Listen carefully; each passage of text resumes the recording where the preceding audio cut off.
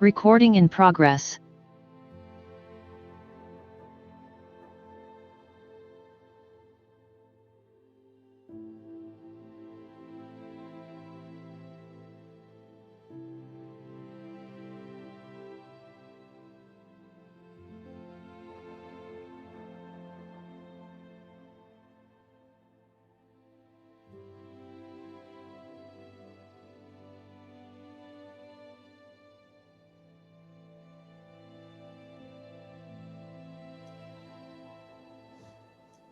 Do you have an update, Susie?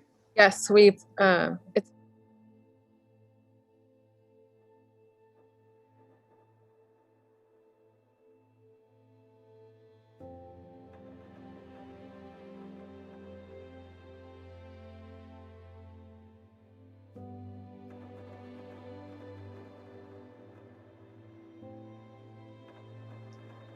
Welcome to the Tuesday, June 1st, 2021 regular meeting of the Walnut Creek City Council. This meeting is being held in accordance with the Brown Act as currently in effect under the State Emergency Services Act, the Governor's Emergency Declaration related to COVID-19, and the Governor's Executive Order N2920 issued on March 17th, 2020 that allows attendance by members of the City Council, city staff, and the public to participate and conduct the meeting by video conference. Video conference locations are not open to the public. As some attendees may be participating in their first Walnut Creek City Council meeting or their first teleconference meeting, I wanted to welcome everyone and talk briefly about the public comment process. For each agenda item, there will be an opportunity for public comment on the item. Thus, if you desire to speak to an item on the agenda this evening, please hold your comments until the council considers that item. Additionally, we will have a section on the agenda titled Public Communications, which is for public comments for items not on the agenda. Any comments during public communication which is for public comments for items not on the agenda, should not relate to an item on any part of the agenda this evening. Consistent with section 9.5 of the City Council Handbook, 30 minutes will be initially allocated for public communications for items not on the agenda. Additional time for public communications for items not on the agenda will be provided at the end of the meeting if necessary. This process is consistent with section 9.5 of the City Council Handbook, which was adopted in July 15th, 2014, and last amended on September 3rd, 2019, and will allow for all public comments to be received during the meeting for items not on the agenda. When I open the public comment period, use the raised hand feature or press *9 if you're connected by audio only, which will alert staff that you have a public comment that you would like to provide. We ask that everyone who wishes to speak on an item, please use the raised hand feature to state your intent to speak when the item is called. Please wait your turn, and once brought into the meeting, state your name and city of residence for the record. Please keep in mind that this is a city business meeting. The City Council has adopted rules of decorum to ensure the meetings are conducted efficiently and effectively, and that all members of the public have a full, fair, and equal opportunity to be heard. All remarks should be addressed to the City Council. Please do not use profanity during your comments. As the council is conducting these meetings via video conference, and given the COVID-19 pandemic and the increased number of speakers that have wanted to make comments on various issues during our meetings, and consistent with city policies related to public comments, each speaker will have 2 minutes to make your remarks. The Zoom feed for each speaker will cut off automatically at 2 minutes. The council will accept oral comments. Written comments submitted have been and will be posted to the city's website for public review and are included in the meeting record, but will not be separately read into the record. To provide a live remote public comment, join the Zoom video conference meeting. The meeting ID is 994-8202-0751, and the passcode is 657654. Should you choose to not provide comments but would like to view the meeting, you may do so in one of the following ways. YouTube Live, you can visit the City of Walnut Creek's YouTube channel. On cable broadcast, on Comcast Channel 28 in the incorporated Walnut Creek only area, Rossmore Channel 26, Wave Channel 29, and AT&T Uverse Channel 99. And live stream is available online on the city's website. And now we'll have the Pledge of Allegiance. So please join me. I pledge of allegiance to the flag of the United States of America, and to the republic for which it stands, one nation, under God, indivisible, with liberty and justice for all. Susie, could we have a roll call, please? Councilmember Darling.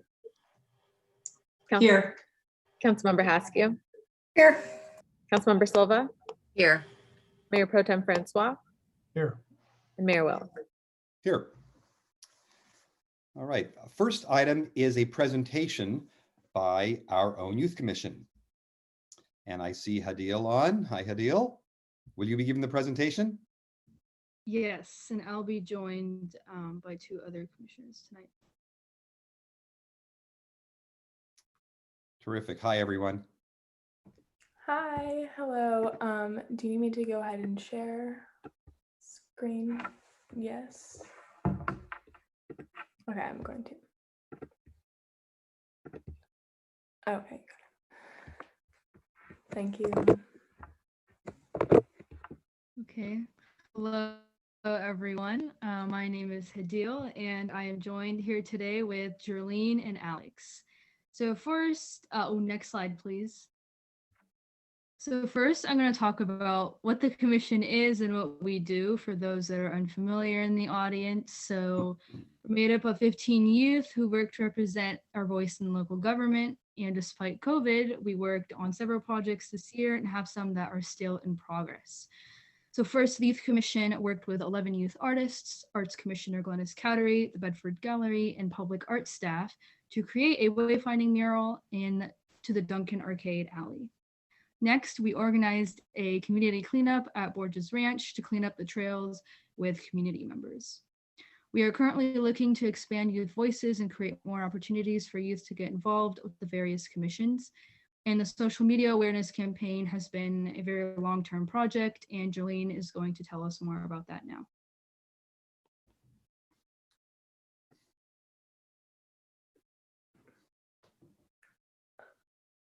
Next slide, please. This is our project, the Social Media Informational Campaign. Our goal for this project was to increase awareness about issues which are important to us and the youth. So in the time and distance, we decided to use social media and to build connections and share information to a wider group of people. Each month we meet and choose a topic to focus on. Then we break the topic into smaller subtopics, which each person in our group will focus on. Individually, we will then research and create a post about each topic and then upload it to the Instagram, sharing it with our following. Next slide, please. So to start off the project, we decided to focus on something which is important and a really big issue that affected everyone then, which is COVID. So during COVID, our subtopics were the vaccine, the effect COVID was having on schools, the effect COVID was having on small businesses, and how COVID-19 was affecting mental health. So our goal throughout this month was to stop misinformation about COVID while listening to the community in order to understand how it was influencing our community members. Thank you. Next slide, please. In February, it was Black History Month, so we decided to honor the talented Black musicians, artists, those who work in STEM, and those who work in politics. We wanted to recognize these influential people as well as spread information about them so others could hear about new things and educate themselves on people who have influenced all these different topics. Once again, our 4 subtopics were Black women in politics, African Americans in the arts, African Americans in STEM, and influential Black musicians. Next slide, please. Next, in March, we decided to focus on how we as humans affect the environment. Our 4 subtopics for this month were fast fashion and its impact on the environment, food's impact on the environment, transportation's impact on the environment, and how we have been impacting natural resources. Our goal was to educate on climate change and how what we do affects the world, as well as begin to provide clear solutions and ways individuals can begin to take a step to solve these problems. I'm going to hand off to Jolene. Next slide, please. Hello, Council. Thank you so much for having us. I'm going to be talking a little bit about our next 2 months and our future plans. So for April, we decided to focus on some international issues surrounding hate-based crimes. So our goal with this month was to inform the community about these events, not only historically, but how the effects of these events are still being felt to this day. We talked about the Holocaust, the Chinese persecution of Muslims, and and the recent hate crimes against the Asian American Pacific Islander community. I myself wrote the post on the hate crimes against the Asian American Pacific Islander community, and I not only talked about what was happening now in our own area, but what also had happened in the past that was similar to those events. So next slide, please. Okay, so we just wrapped up May, which was Mental Health Awareness Month. So we decided to honor that by making 4 posts about different mental illnesses and to open the discussion through social media about mental health. We touched base not only on what the mental illnesses were by definition, but how they present in the resources on how to seek help and treatment. We focused on anxiety, depression, ADHD, and eating disorder awareness, not only informing the community, but also offering resources to those who may need it. Next slide, please.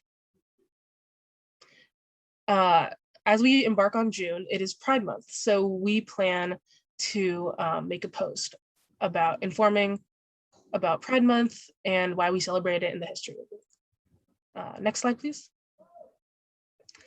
Speaking of summer and all our plans we have for that, I am honored to hand this off to our chair to celebrate our seniors on the commission and wish them well on all their future endeavors. So I'm handing it off to Hadil. Thank you, Jerlene. I will be introducing the seniors, some of whom are with us today. So hello, Michelle, Surya, Dina, thank you for being here. Next slide, please. So first we have Michelle Alas, who will be going to Brown University to study international and public affairs. Michelle is the human embodiment of civic engagement. She served as chair during the 2019-2020 term and also worked on the Chief Advisory Board to bring the youth voice to the table. Next slide, please.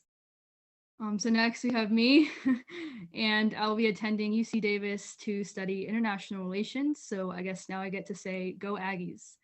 I served as communications director last year to manage our social media and outreach and helped lead the Duncan Arcade mural project. Next slide, please. Ani Jamgochan will also be attending UC Davis, and she is planning to study econ. Ani helps deliver insightful and well-researched information through the Social Media Awareness Project, and she also worked with Michelle and me on the mural project. Next slide, please. So Surya has been a member of the commission since it first began in 2017, and you could say that he grew up along with the commission, something that is very special. He will be moving to Los Angeles and attending UCLA as a molecular cell and developmental biology major. Surya has been involved in many different projects throughout his 4 years on the commission, like the 2017 Youth Conference and the recent community cleanup at Borges Ranch. Next slide, please.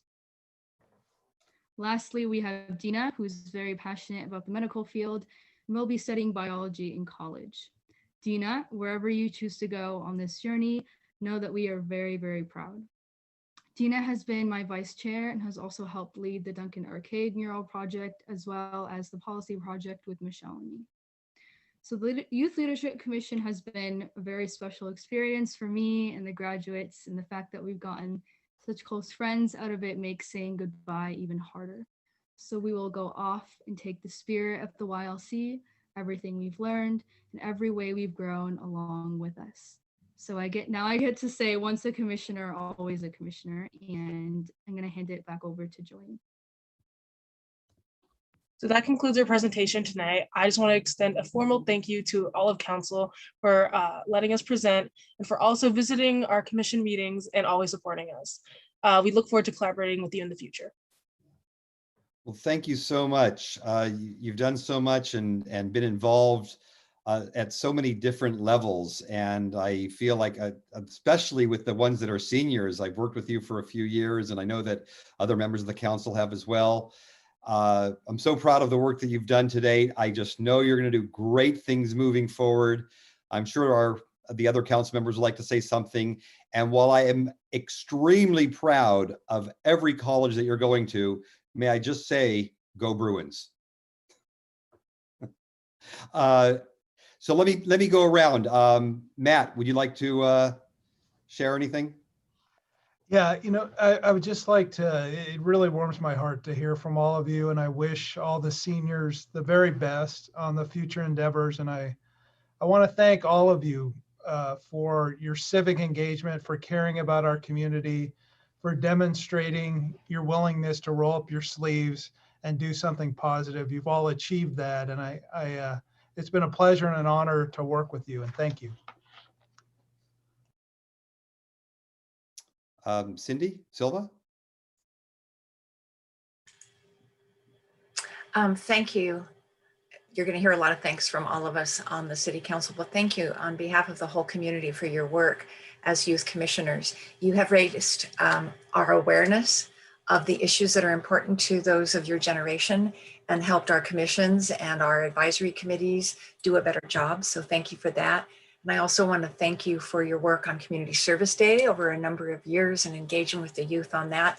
And also last year in helping to distribute literature about the census and helping to improve the response rate in Walnut Creek. We don't know the final tally yet, but you made a difference in us counting all of those who live in the United States for the every 10-year census. And I just want to say a special congratulations to Michelle, Hadil, Dina, Surya, and Ani for what you're about to do in college. It'll be a fabulous time. And I'm not going to say go Bruins, Kevin. Luella. So thank you for your upbeat, positive view of the world. It's really important to keep that optimistic viewpoint going, and you all managed to express it beautifully. My only suggestion is that you remember us, and when you're on spring break or whenever you're coming back home, stop by and let us know how you're doing. And I'm looking forward to hearing great things about all your accomplishments. Thank you for your service. Cindy? I think my council member friends have said it all. Thank you guys so much for everything you've done. And I just want to acknowledge this has got to be the weirdest year ever. I mean, not only have you had to learn how to communicate with adults, but you have to do it in the little boxes. And you guys did an excellent job. And I really appreciate all the hard work that you guys have done. And I will say go Aggies. So good luck out there. Remember, there are going to be highs and there are going to be lows in the next year, but you just kind of keep going through it and remember the things that you guys have learned, and you'll make it through and you'll do a great job. So congratulations to the seniors, and thank you for all your hard work. Absolutely. So thank you all, and don't be a stranger. You're always welcome to the council meetings. Thanks again. Thank you so much, everyone. We'll see you soon. Thank you. Well, it's great to see the involvement that our students are having, and we certainly have seen a lot of involvement over the last year at all levels for so many of the different things that have been going on. And I'd like to take a moment before we get to the next of the proclamation to acknowledge the tragic shooting that took place in San Jose less than a week ago. We like to think that going to work, going to school, going to a movie theater, and all of those things should be safe. We shouldn't have to wonder what the person next to us is thinking, but that's not where we are. And a common factor in so many recent tragedies is simply access to guns. And my heart goes out to the families who lost loved ones last week in San Jose, and just a few days later again in Miami. We can only hope that there is something more than thoughts and prayers coming to help bring an end to this senseless violence, which is happening all too frequently. And one organization is aiming to do just that. And I'm happy to have representatives from their group tonight to accept our proclamation. Mothers Demand Action launched right after Sandy Hook and has expanded to have chapters in all 50 states. Tonight, they're asking us to simply help raise awareness. And with that, we come to our next item on the agenda, a proclamation for Gun Violence Awareness Day.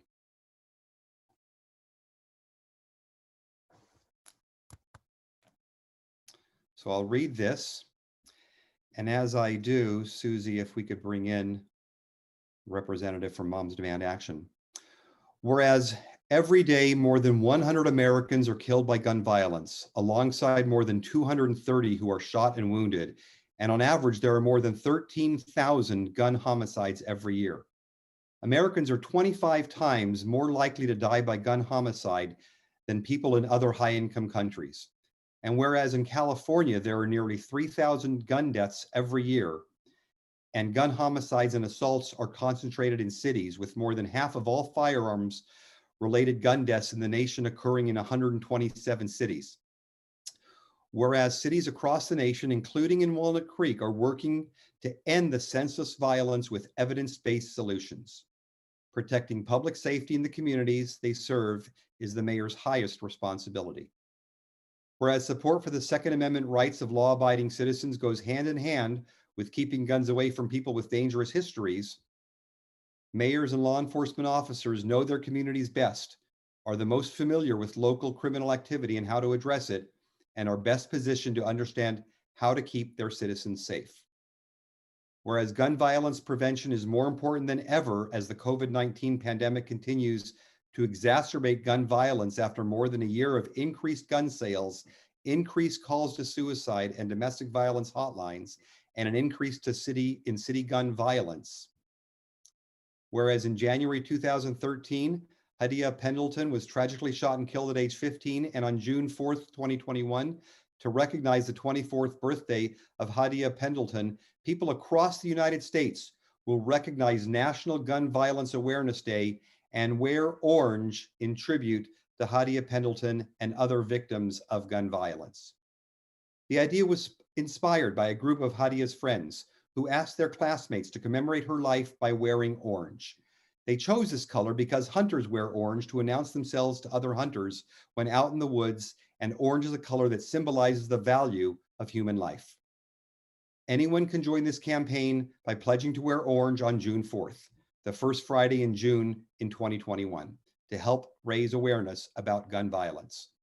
Whereas by wearing orange on June 4th, 2021, Americans will raise awareness about gun violence and honor the lives of gun violence victims and survivors.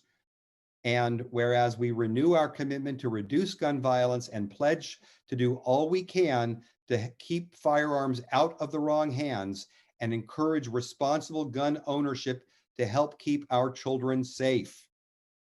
And therefore, I, Kevin Wilk, Mayor of the City of Walnut Creek, on behalf of the Walnut Creek City Council, do hereby proclaim June 1st, 2021 as National Gun Violence Awareness Day, and ask that residents and community members honor and remember all victims and survivors of gun violence, and to declare that we as a country must do more to reduce gun violence. Signed, Kevin Wilk, Mayor. And I see that Nicole Shu from Moms Demand Action is on.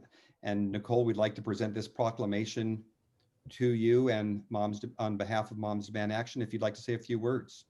Yeah, thank you so very much, Mayor Wilk, and to all the council members. As many stats were laid out there in that proclamation, we are facing two epidemics. Gun violence has been ongoing, and it seems to have been exacerbated during COVID. And we are just working really hard to drive awareness. And I want to just emphasize that gun sense is not a political issue. This is a pure safety issue. And we just want to keep our kids and our communities safe. And a big part of that is making sure to keep your firearms stored properly. And if anyone is interested in participating in California's Wear Orange event, it's going to be this Saturday afternoon, and you can text ORANGE to 64433. And it's a lovely online event that honors gun violence victims and just reminds us that gun violence really, really affects communities. I'm really so saddened for the San Jose victims and their families and friends in that community. And it really rocks everything. You know, guns kill 40,000 people last year, which is the highest in 2 decades. And that doesn't count the hundreds of thousands, the thousands of victims who were injured and their lives were dramatically changed forever. So thank you so much for acknowledging this Friday, June 4th, as Gun Violence Awareness Day. And please, if you all can, wear some orange and post on social media with the hashtag Wear Orange. And if anyone is interested in joining our local Moms Demand Action, Diablo Valley or La Miranda groups, you can text READY to 64433. Thank you again.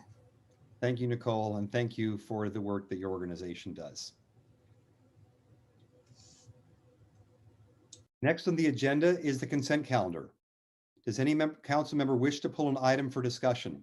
I will note that consent calendar item 2E is being pulled from the agenda and will be brought forward at a future meeting, and addendums have been provided for consent calendar items 2A, which is the revised minutes, and 2F, which is the revised resolution. And I'll be pulling item 2C.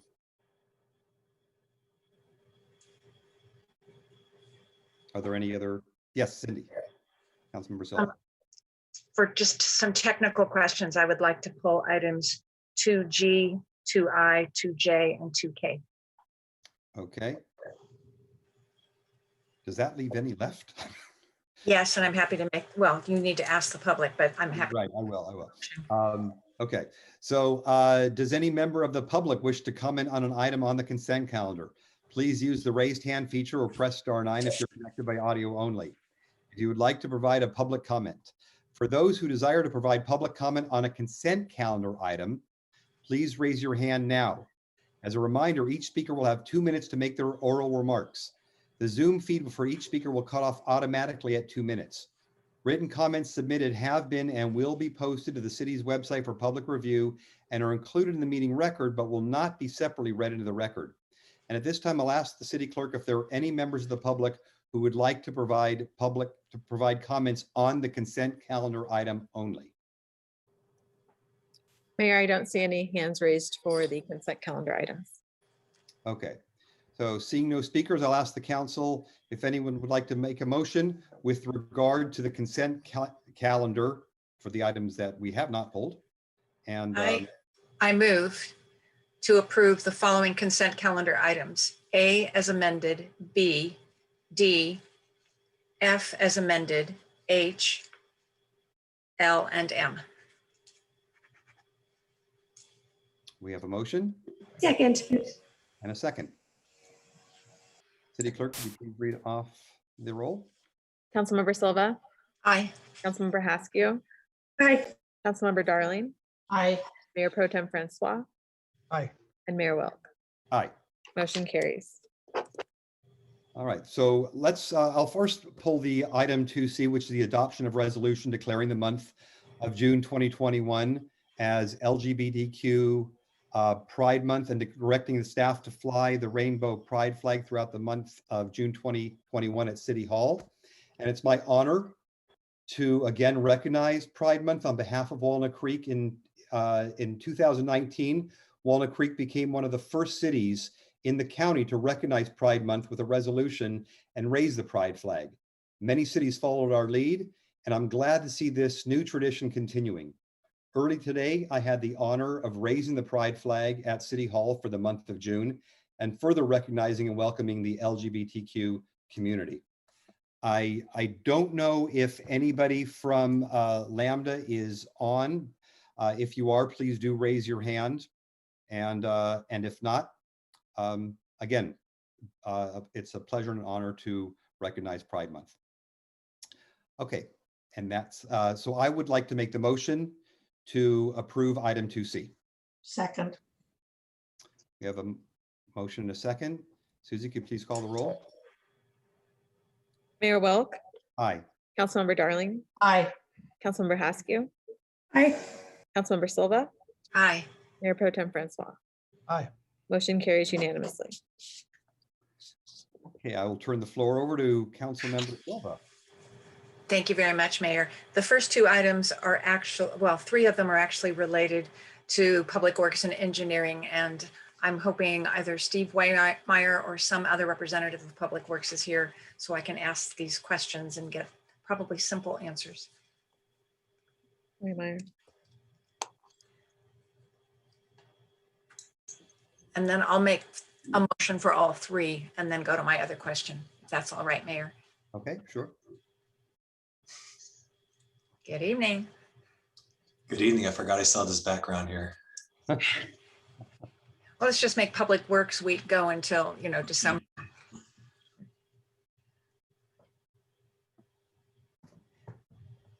So item 2G is the adoption of a resolution for a $3.8 million out of the traffic impact fees for improvements proposed on North Broadway between Civic Drive and Ignacio Valley Road. And this would be part of a grant application to the state related to an affordable housing project as well. There is a very colorful diagram in the staff report that's green, purple, and orange. My first question is, do those references as to which monies would be used for which portions of this project mean both sides of the road? Yes, that's correct. It'd be both sides of the roads throughout the project.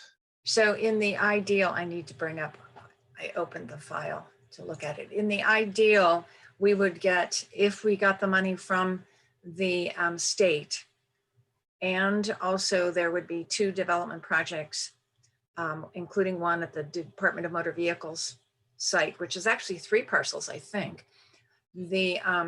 We would have enough money to do this project from Civic Drive to Ignacio on North Broadway, as well as Arroyo Way, which would improve both pedestrian, bicycle, and bus and auto routing and circulation. Is that correct? Yeah, that's correct. The DMV, having their community benefit, if we get that approved, is huge for this project, so we can complete the whole thing.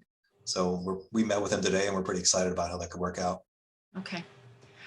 That's my question on that one. My next item was actually item 2J, which is the awarding the contract for the rehabilitation of Ignacio Valley Road from Civic Drive to San Carlos Drive, which is essentially the main entrance to Heather Farm Park. At some point, I have this vague recollection that we had capital improvement projects proposed that included intersection improvements, at least at Tampico and Marchbank on Ignacio Valley Road, as well as some that might have been at San Carlos Drive. Are those included in this so that we're not ripping the road up twice? We did the San Carlos project several years ago, so that one was completed. Okay. So we added that one. And, we looked at it from a traffic engineering standpoint, and we didn't see any reason to do the Tampico project with this project. So we're comfortable with, we're just working on the overlay right now. And so we're comfortable with that even going into the future too. Okay. Thank you. That's my question. And my last one is related to item 2K, which is the reallocation of $40,000 from the Borges Ranch repair project to the Ignacio Canal Trail Tunnel project. My first question is the Borges, are these leftover funds in the Borges Ranch project? It will be completed. Yeah, so we're still holding back $20,000 from that project to do like a trellis roof over that picnic area, kind of like it was before, if you remember that, but it'll be a newer one, not so rickety as the one before. So yeah, we're saving $20,000 off from that. And where exactly is this tunnel on the Ignacio Canal Trail? So this is the tunnel if you're on the Ignacio Canal Trail by the golf course, as you're heading up the hill on Ignacio Valley Road. So if you're on the Ignacio Canal Trail through that section is where we're looking at. It's an old wooden retaining wall that's falling down that we want to replace. So is it a tunnel under Ignacio Valley Road? Yeah. Oh, okay, great. So it's that project in there. So it connects the North Lime Ridge open space with the South Lime Ridge open space area. Yeah, exactly. All right, thank you. Mayor, those are my questions on those 3 items, but of course you need, I don't know if you still have, I guess you've already asked for public comment. Yes, for public comment. So unless any other council members have any questions, you can make a motion. Well, first of all, thank you to Public Works and Engineering staff for all your work on these projects and keeping our facilities in tip-top shape. And I move to approve consent calendar items 2G, 2J, and 2K. Second. We have a motion and a second. Susan, could you read the roll, please? Councilmember Silva, Aye. Councilmember Haskew, Aye. Councilmember Darling, Aye. Mayor Pro Tem Francois, Aye. and Mayor Wilk. Aye. Motion carries unanimously. Right, next on the agenda is public communications. No, This- oh, I still had some questions on 2I, but it wasn't Steve Weimeyer to ask. I don't know if it's going to be Mark Wardlaw or someone else from community development staff. It's Andy Smith and Kara Petit. Well, hail, the gang's all here.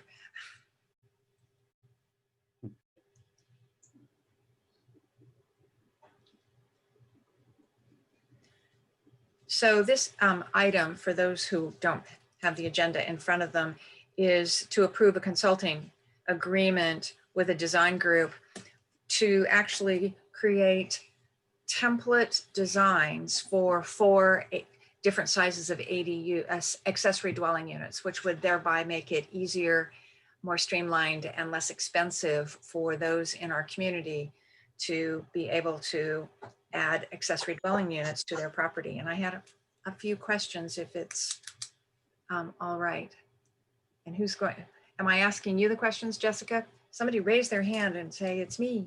I think I will respond where I can, or if not, I'll refer to Mark.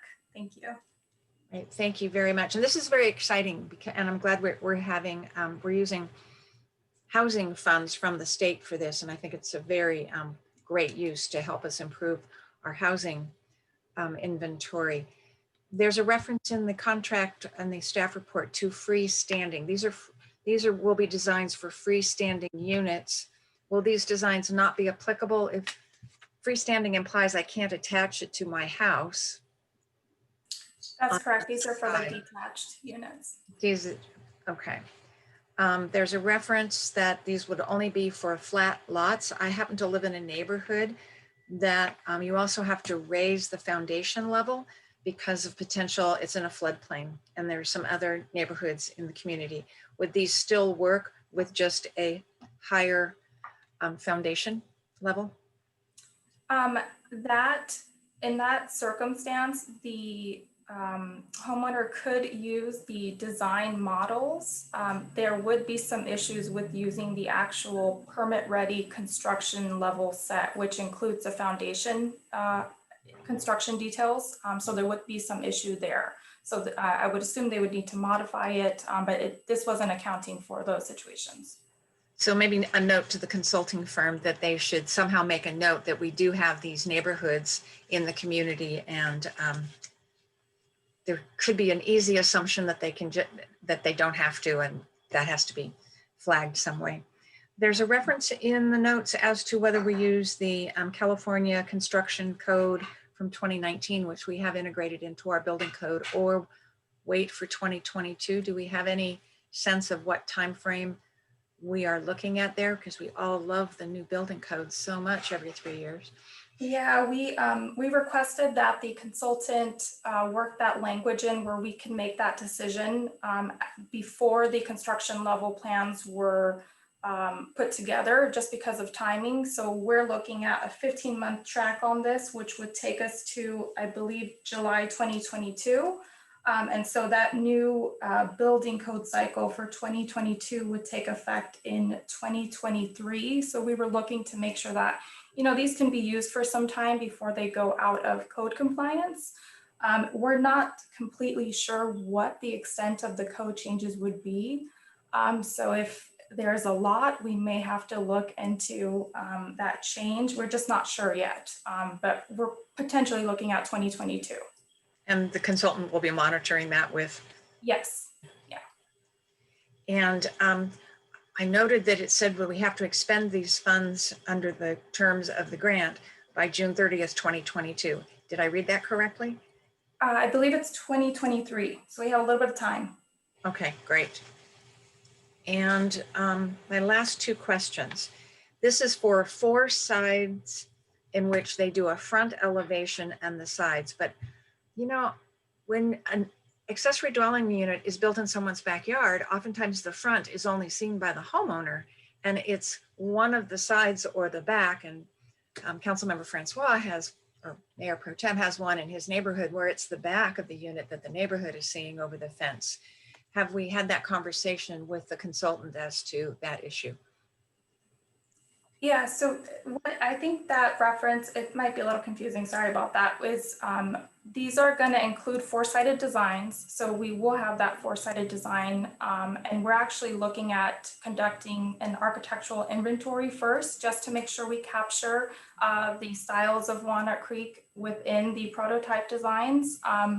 So they will be carefully designed with four-sided design. It's mentioning the two-sided or two options for siding, because for each of the four sets of plans, we are going to have two architectural style options. So 8 renderings total, 8 elevations will be available. So one might be a gabled roof and one might be a yes, full angled roof style that is more modern and contemporary.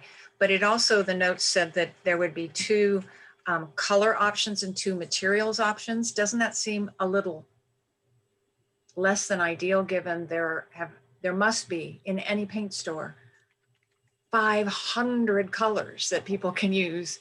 Isn't it just most appropriate that the materials and the colors seem to match well with the house that they're on, whose property it's being built? Yes, for these specifically, we did want to work in some flexibility, and we would be taking those code changes to Planning Commission and Council later on to be adopted. Okay. But in certain situations where there's, a really great design, we were hoping to open that up to the homeowners for their choosing. I'm not talking design as much as materials and color. I live in a batten board house. My house is gray. The house next to me is brown and is stucco. How do you accommodate all sorts of different colors and texture of materials? And so just a note for, as this goes through the process, that's something the Design Review Commission might notice. Okay. And those were my questions. Thank you, Mayor, for allowing me to do that. It is very exciting though, and I'm very supportive of this project. Thank you. Do any other council members have any comments on this or questions? All right, would you like to make a To motion? approve item 2I of the consent calendar. Second. We have a motion and a second. Susie, can you read off the roll, please? Councilmember Silva, Aye. Mayor Pro Tem Francois, Aye. Councilmember Darling, Aye.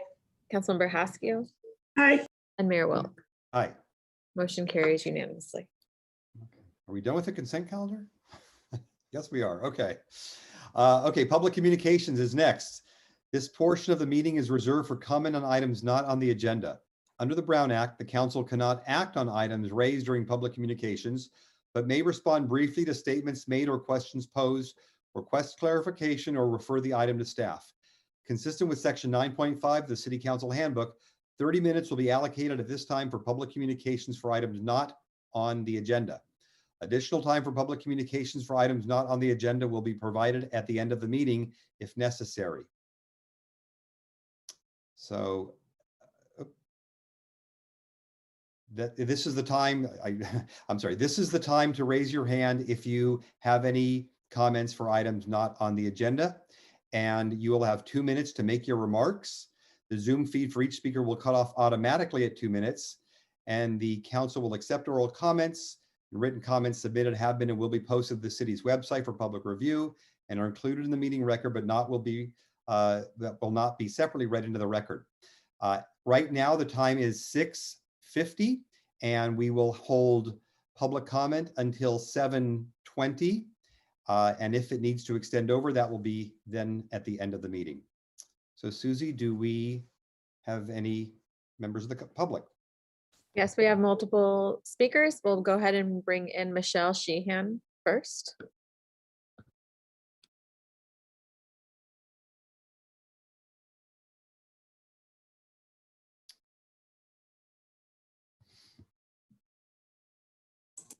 Okay, I'm unmuted. I am hoping this doesn't qualify as talking about the agenda item because I'm not talking particularly about it, but you can stop me if you think it does. Okay, ready, go. I'm Michelle Sheehan. I'm a resident of Walnut Creek, and I speak today as a representative for Save Seven Hills Ranch. You will be discussing later today the city's priorities. I wanted to address that in context of the opportunities Seven Hills Ranch offers to fulfill 2 of the goals you will be discussing. The first being diversity and inclusion, and the second being sustainability and climate action. Seven Hills Ranch is county property, but what is allowed on its 30 acres greatly affects the residents of your city and the diverse annual visitors to the city's Heather Farm Park, which sits right next to the ranch. The council has expressed the priority that Walnut Creek be a welcoming and inclusive community. What happens at Seven Hills Ranch is an opportunity to bring that priority statement to life. The ranch, when joined in some manner with the accessible Heather Farm Park, can open up access to natural open spaces for the 1.5 million diverse park visitors that do not normally have that exposure. The council has also expressed it is a priority to show progress and support for environmental sustainability and climate action goals. Open space protection is one of the ways the city plans to show support in this area. A 30-acre development that allows for the removal of 400 trees causes complete landscape devastation through the rearrangement of the equivalent of 17,000 dump trucks worth of dirt, and leaves behind a non-porous, walled-off, and expensive enclave with no interwoven green spaces does not seem like the type of open space protection the city would consider to be in alignment with their sustainability and climate action priorities. For these reasons, we hope you will carefully reevaluate your input to the county on this project so that your community's priorities are reflected. Close to 1,700 individuals, mainly Walnut Creek residents, have so far signed the petition asking the county to deny the developer's request for a general plan amendment. We're asking that you also express through word and action that development plans do not align with the city's priorities of inclusion and climate action. Made it. Thank you. Mayor, I have a question for Ms. Sheehan, if she can stay on. Oh, sure. Let's bring Michelle back on. Move her back in just a second.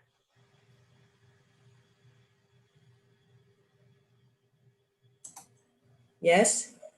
Ms. Sheehan, Michelle, it's Cindy Silva. Thank you for yes. Thank you for your comments. I'm a bit perplexed, if you don't mind, and maybe you can clarify something for me. The property is in the county. It's not owned by the county. It is private property. It's 30 acres. It is currently zoned for 150 homes. That's correct. This is a change for a different type of congregate housing for seniors. Correct. What is it you want the county to do? Because 150 homes does not preserve the open space. Well, if you design it in a different manner, it would definitely open up more green space in the 30 acres that are there. 150 homes in some manner would take up a lot less than this development. I don't know if you've seen the plans. I have. Yeah, that's it completely. So you don't like the development proposed and you want the private property owners to sell it to someone else? We feel that the county should stick with the general plan amendment as it is. And if that developer wants to buy it with that general plan amendment in place, I mean, with no amendment in place, then so be it. But we're asking them to not let that amendment go through to change it to such an extreme landscape eradication. All right, so you've clarified something. Thank you. Okay. Anything else? No, thank you, Michelle. Next speaker is Pete Bennett.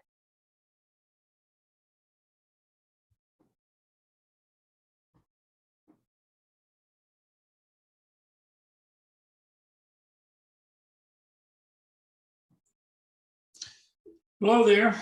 You all remember me, right? I'm the guy that, well, you know, I'm the human being. Last time I checked. I'm going to try to do a little screen share. I have not been practicing this, so let me just, going to show you what I went through in Civic Park. And you can make your own just. Pete, I'm not sure if you actually have access to sharing screen, but you can show us. Guess what? I just discovered that right as you said it. I didn't know. So you don't share screens with the participants, huh? Okay. No public comment, but you can show your picture up to your camera. Okay, guys, I'm going to turn the camera that direction and then you can watch what I go through. This is how you treat human beings in Walnut Creek. Crazy in a public place. We're gonna 5150. Can you hear that, Okay, folks? so Officer Clementi, so that since you're so educated, do you remember the girl that killed her daughter in the murder suicide? We're not talking. Well, I'm about- not spinning anything. She's a resident of Walnut Creek. You're making up stories. I'm not making up stories. She's fucking dead. Well, hang on a second. No, you hang on. Wait a second. minute, wait a You're minute. done yelling at people in the park. I remember Anthony Banta. He was my friend. Are you gonna stop He's a yelling at Walnut people? Creek resident. Are you going to stop yelling at people? I'm gonna sing. That's fine. Oh my God. There you go. Have a nice day singing. Oh, gee, you know what? Hey, you know when I filed a claim against you guys? You two of your officers tried to run me down. And Officer You said that Silva, 100,000 times. That's not true. that's bullshit. What's the case number? All right, Pete, there's really no yeah. profanity. And Officer Clementi? Well, I'm back, No, folks. you know what? Peter Bennett is delusional. That's what happens when I appreciate that. hang out in Walnut Hey, Creek. officer. Why did I leave? Well, you be the judge.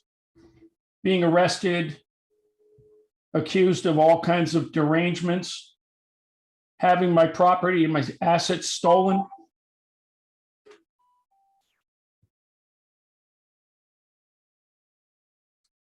Next speaker is Ashley Alvarez.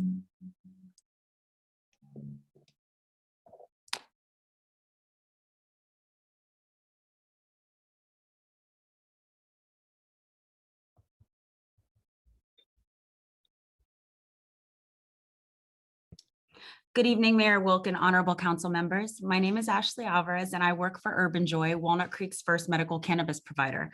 I can personally attest to the operational challenges our company has faced to make this location viable. We're asking that the city please reconsider revising its cannabis ordinance and changing our permit to allow adult use cannabis delivery operations so we can provide for both medical and recreational consumers in Walnut Creek. It has been impossible for us to compete with nearby adult use cannabis companies who already come into the city to deliver to local residents. This is unsustainable for our business, and we've had an extremely difficult time retaining employees and customers. It's impractical for this city council to deny that unlicensed cannabis deliveries are already coming into the city and not acknowledge the necessity for you all to be more proactively overseeing this. We're approaching this from an economic development perspective, which is of primary importance to the city. Your current rebound program is meant to uplift small and medium businesses after COVID and improve the economic vitality of Walnut Creek. By revising our license, we'll be able to partner with the city and build a successful business here as we've done in other cities. 2 weeks ago, the Hanford mayor and chief of police came to our store opening there and have given their support for our company as responsible, safe, and experienced retailers. We hope you all can see the community benefits of revising your ordinance. We hire 100% locally in each city we operate, so this would enable us to be an economically viable company and create more local jobs. We're a minority-owned and operated business. 87% of our staff is from a minority background, and our company focuses on providing career opportunities to support veterans and other underrepresented groups. Across the country, you're seeing a massive movement of Americans in support of cannabis legalization, and city officials are changing their current laws to keep up with what their constituents want and need after the pandemic has put many city budgets in a deficit. We believe in the city's message, Walnut Creek Together, and hope you'll put this on the upcoming agenda. Thank you. Next speaker is Moxie Marsh.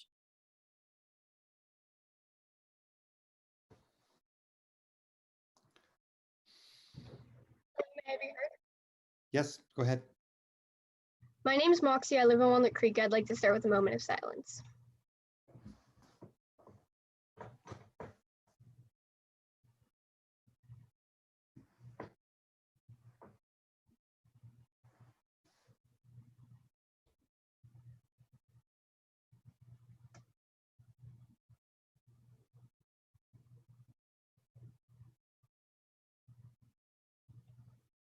That was 24 seconds of silence, 24 seconds of the absence of anything. If you made every second that was just taken from you into a month, you would have the equivalent of how long the Hall family has been without Miles. It's been almost exactly 2 years since your police department executed Miles, an almost lifelong resident of Walnut Creek, in his moment of need. And yet there's hardly been any serious push for reform at the request of the family whose lives you have changed forever. You have sat with the death of a community member and through hours of public comments over the course of 2 years of city council meetings in which you have tuned out so many cries for help that you refuse to acknowledge not only the ways in which your police department can be better, but the ways in which it is already done wrong. We can act as though Walnut Creek is liberal and democratic, but if council people consider Black Lives Matter to be less politically charged than justice for Miles Hall, maybe the Black lives that actually exist here don't matter to you, and it's just the optics of looking like they do that makes a difference. It's also been a year since your police department brutalized hundreds of peaceful protesters after kneeling for a photo op.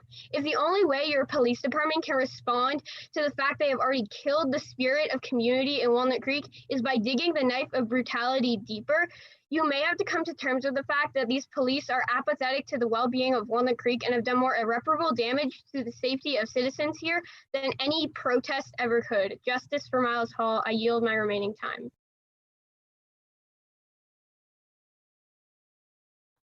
Next speaker is Rajan Dave.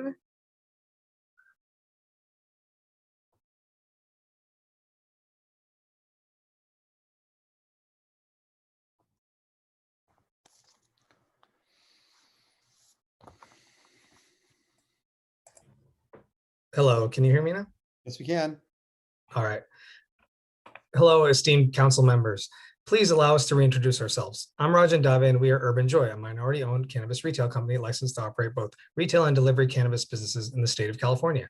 Presently, we operate 3 retail storefront businesses and 2 delivery companies. In addition, we are the only cannabis operator licensed by the city of Walnut Creek actually operating a medical delivery business. The distinction of being medicinal only has created an unintended situation for our company, the Walnut Creek cannabis patient and consumer, and the city of Walnut Creek. As of this writing, neither the city's objectives nor our own are being served. Here are a few of the reasons behind this circumstance. State law allows for all types of licensed cannabis delivery services to deliver into any city in California, regardless of local jurisdiction.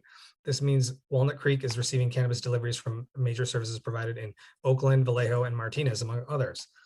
The sale of any products under a medicinal license requires the patient consumer to provide a doctor's recommendation, which requires the consumer to complete an exam, fill out forms, and pay a fee, usually $39 to $69, all to gain access to the same products they can order from Oakland-based businesses without the requirements. The city is losing millions of dollars in tax revenue generated from the sale of adult use products by license holders within the city, like Urban Joy. This tax revenue is lost to the businesses delivering into Walnut Creek from outside the city, as described above. Given the population and market demographics of Walnut Creek, based on our research, we estimate the city of Walnut Creek has lost over $15 million by not allowing adult use cannabis sales. In addition, in our estimation, Walnut Creek has lost at least 35 jobs that would have been created by allowing adult use cannabis sales. In order to level the playing field and allow this minority-owned business a fair chance, we humbly request the city consider amending our current delivery license to allow us to serve both medical and adult use customers. This simple change will place Walnut Creek back in control of the cannabis activity taking place within the city by creating an opportunity for Urban Joy, a company actually approved to operate in Walnut Creek, to cover the adult use sales already taking place within the city limits by unapproved outside companies. The city should find comfort in knowing that Urban Joy has safely and successfully operated adult use delivery businesses for many years, and will do the same if granted the opportunity in Walnut Creek. Please give us a fair chance to compete with the outsiders already doing business in Walnut Creek. Currently. Next speaker is Catherine Wally.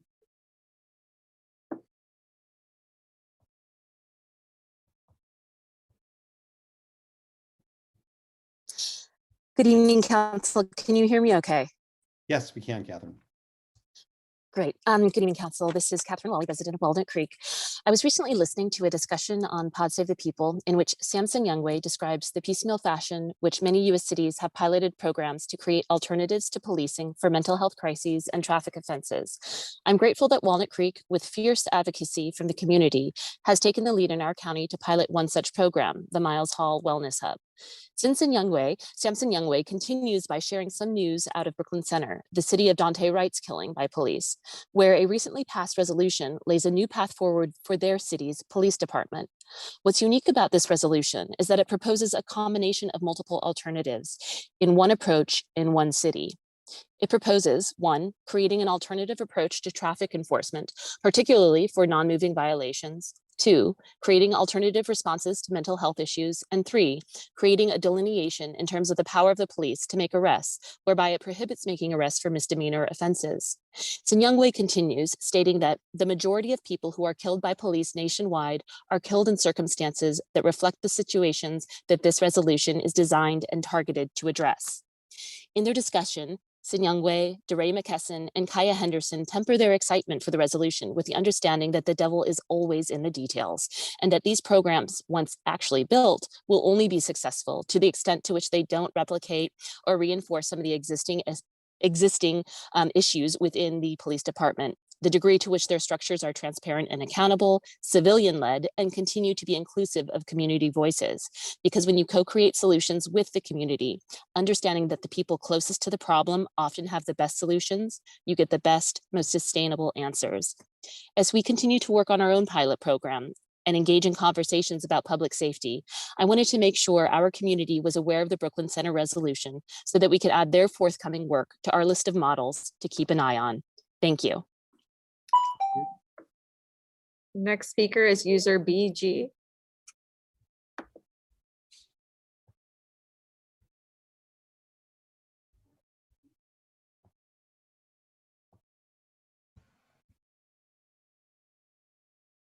Hello, my name is Barbara Guinness, and I've lived in Walnut Creek since 1996. I hope you can hear me, right? I can hear you. Yep. Yeah. Okay. And I just wanted to make a couple comments. With summer approaching and temperatures rising, I wondered what precautions will be taken regarding the fire safety for the proposed South Lime Ridge bike flow trail.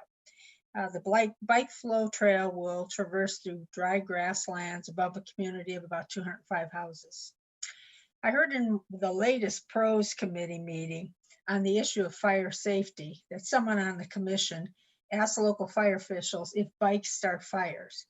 Fire officials replied no. Of course, this is a misleading comment, as we all know that bikes in themselves don't start fires, but fires can be started by people, and of course people will be on those bikes on the flow trail. So twisting words does not negate the fact that the real concern regarding fires possibly starting in dry grasslands where people are invited to converge and congregate to ride bikes is just a real possibility. So please consider the increased risk of fires in Southern Lime Ridge when deciding on adding a bike flow trail in this area. Also, I just wanted to bring to your attention, you may know this already, but there's an illegal fire pit I call hangout area up by the water tanks above Rancho Paraiso. I jogged up there just the other day, and there were fresh ashes there in this like little makeshift fire pit that they have. So anyway, that's just a scary thought. So thank you for your consideration on this issue and on the fire safety and the area around South Lime Ridge open space. Thank you. Thank you for your time. Thank you. Next speaker is HNJ Walnut Creek.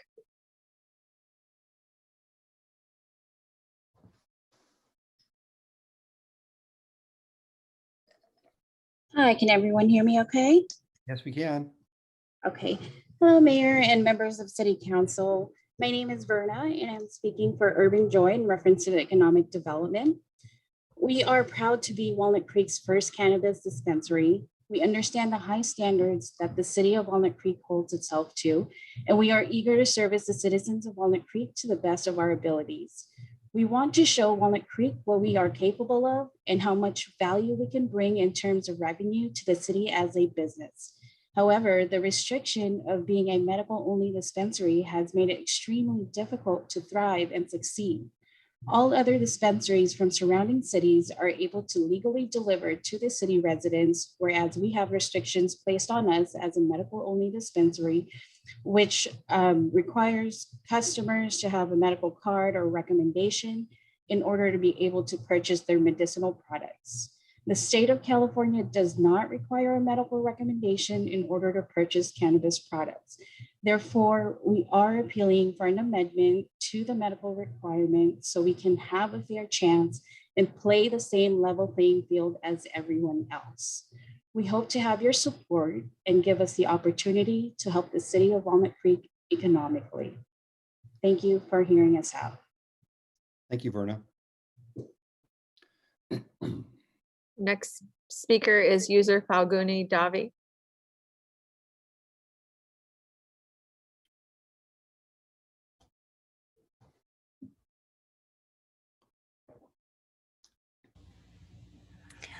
Hello, can everybody hear me?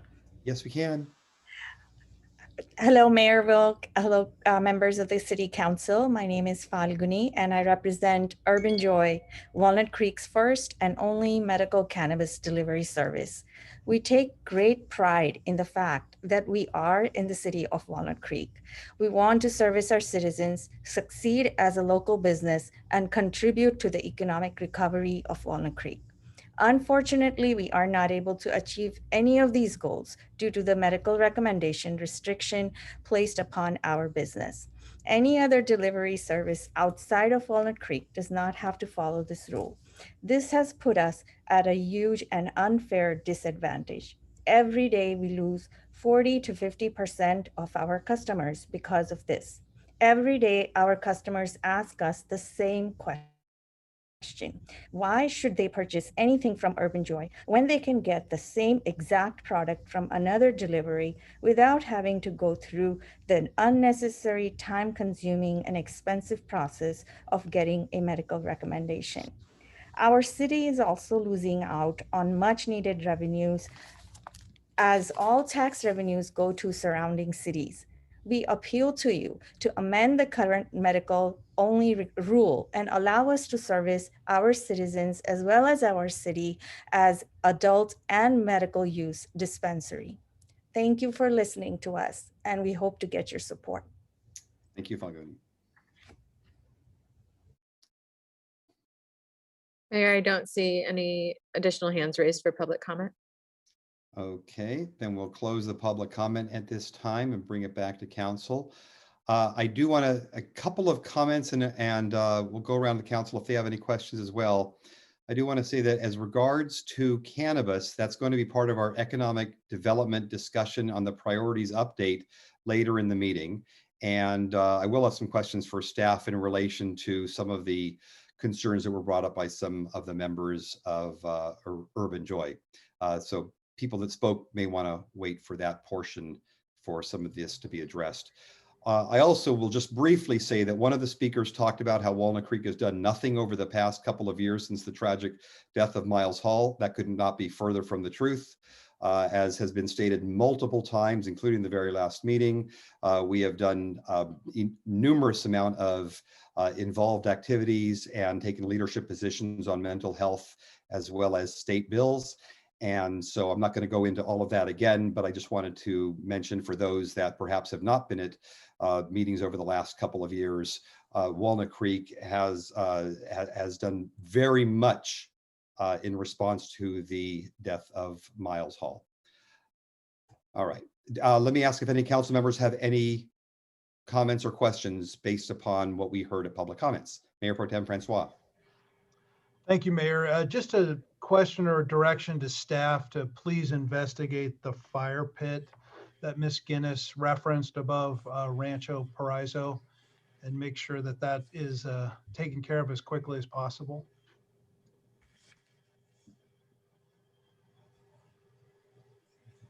Councilmember Silva.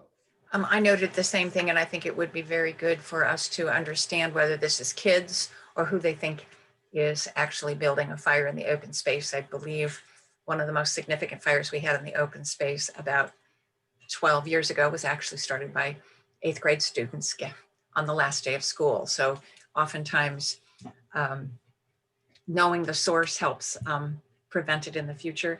And I did have a question. I did note the number of people that were speaking to us about the cannabis issue.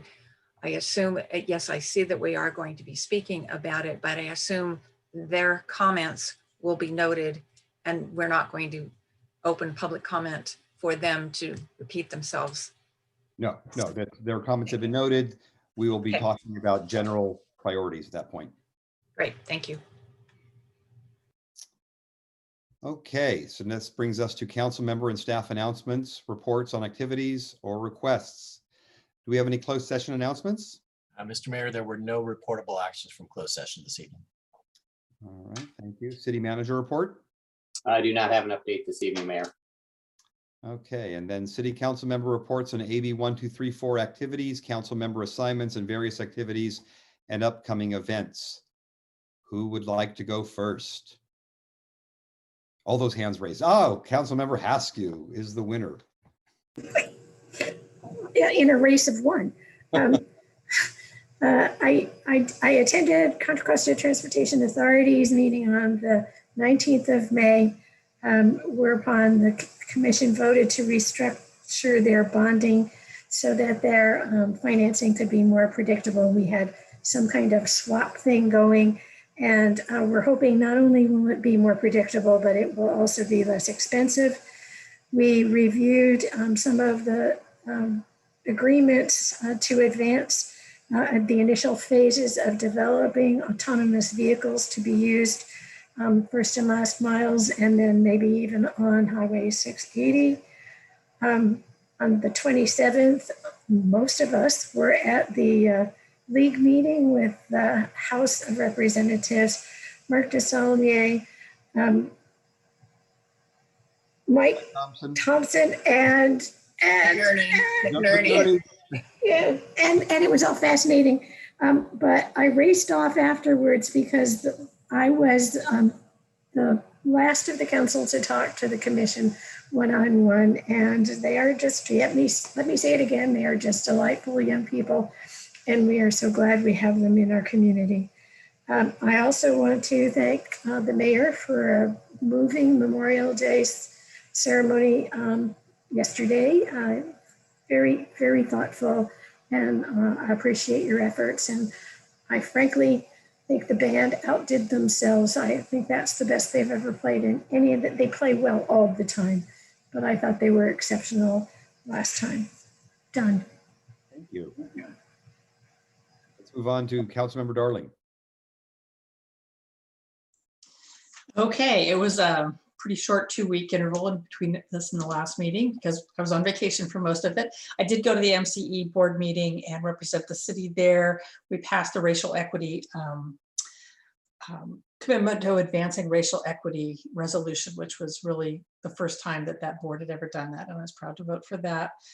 We also talked there about youth engagement and workforce development actions that MCE is taking as part of their effort to help build capacity within their service area. So that was really an interesting presentation. And other than that, I was on Maui, so thank you. Aloha. Councilmember Silva. Thank you very much, Mayor. Councilmember Darling, just a quick question about MCE. It was probably in the last 2 weeks that a CCA in Southern California outside of Riverside went bankrupt, declared bankruptcy. And there were 6 or 7 communities that were partnering in that. Was there any discussion? It was as a result of residents and businesses' failure to pay their utility bills during COVID. Is there any discussion at MCE about that and what risk you have on that? They, not at this meeting, but at a previous meeting, they had done a pretty thorough assessment of the number of people within their service area that were behind and put together a program to enroll them into the assistance programs that were available to them. So they've kind of quantified their risk, found federal and state funding sources to help ameliorate the risk.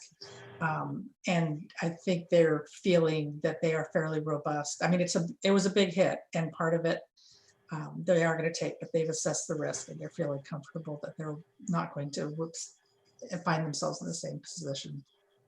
So I'm glad you and the other board members are keeping an eye on it, because that was a shock to our colleagues in Eastvale, Hemet, Harupa Valley, and the 3 other communities in that CCA.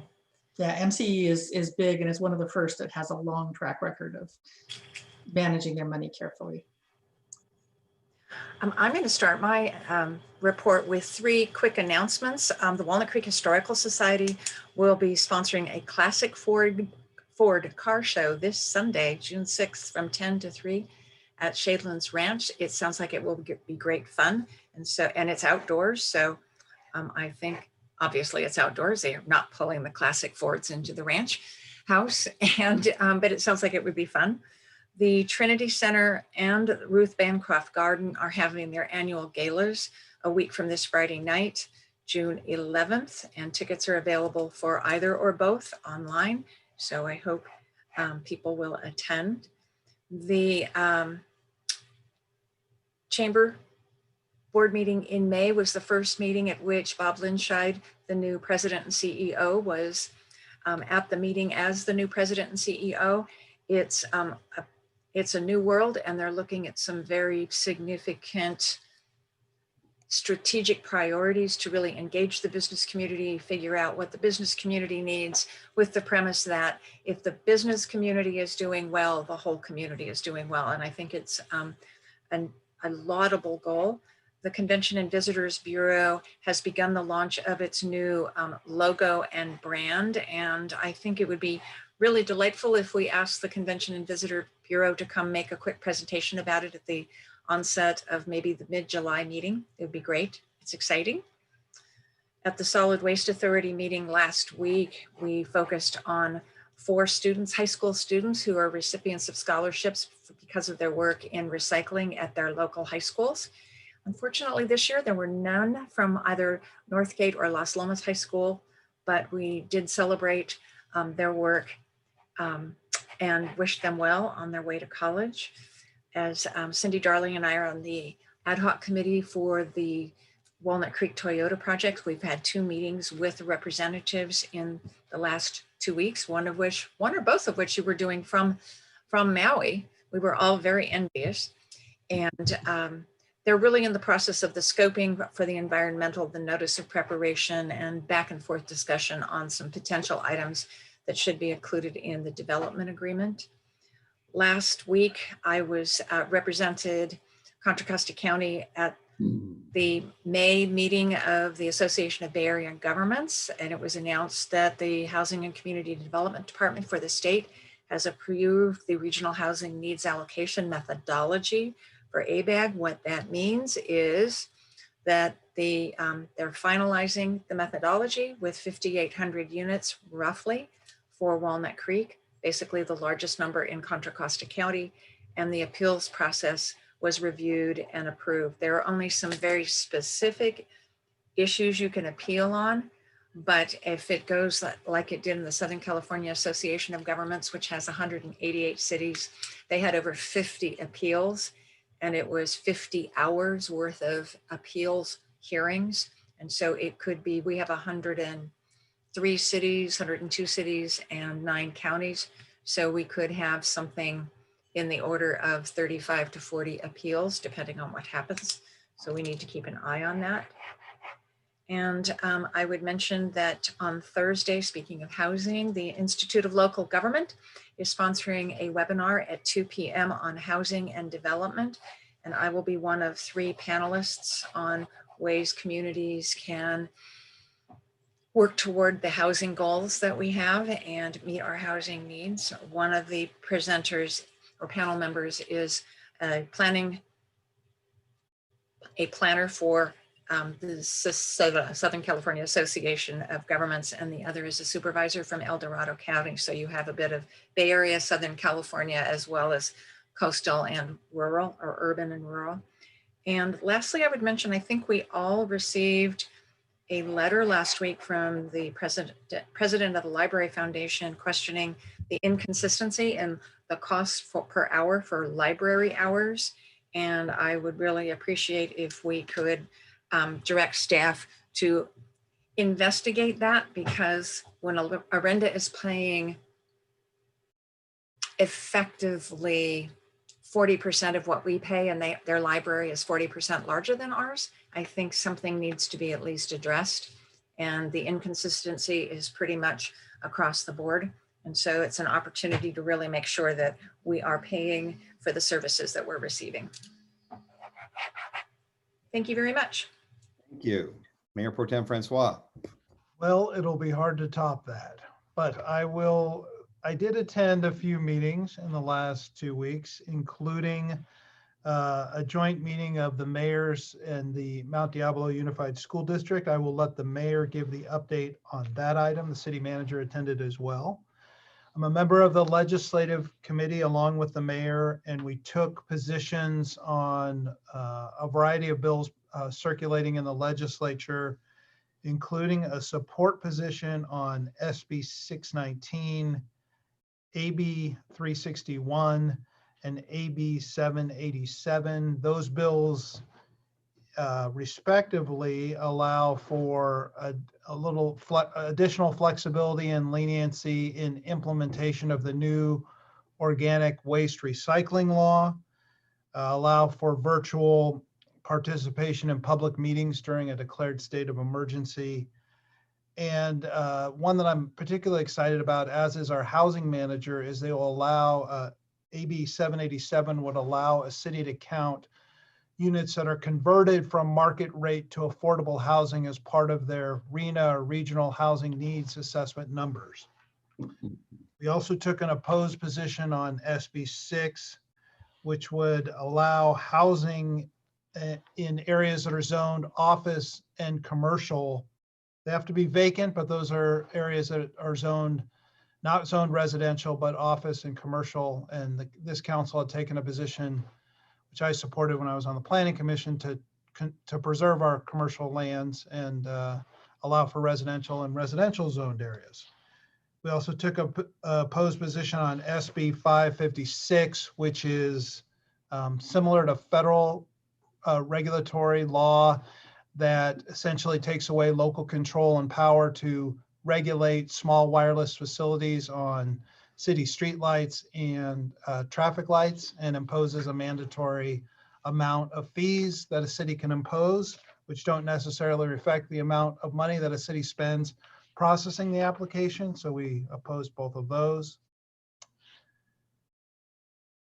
As the council liaison to Rossmore, the Golden Rain Foundation, I attended their board meeting last week. I provided, there was a new board, new president, a few new members, with an update on our budget, council priorities, and the recruitment process that we've had for new commissioners that we took action on earlier tonight, as well as our police chief. They asked questions about outdoor dining and expressing support generally for what the city's done on outdoor dining, as well as asked when the city council and the city would be reopening. And I advised them that June 15th would be our first council meeting back in the chambers with council and staff. I attended the Recycle Smart board meeting along with council member Silva, and she provided an update on the scholarships. We also received what I thought was a really interesting presentation from Republic Services on the organics infrastructure and how they take organic waste and provide it to East Bay Mud, who turns it into biogas or renewable energy that's used to power the wastewater treatment facility. It's really a cool, great thing that's happening. And it was the first I had heard of it. And I know that it's on the East Bay Mud website, but it's a real full cycle and positive development.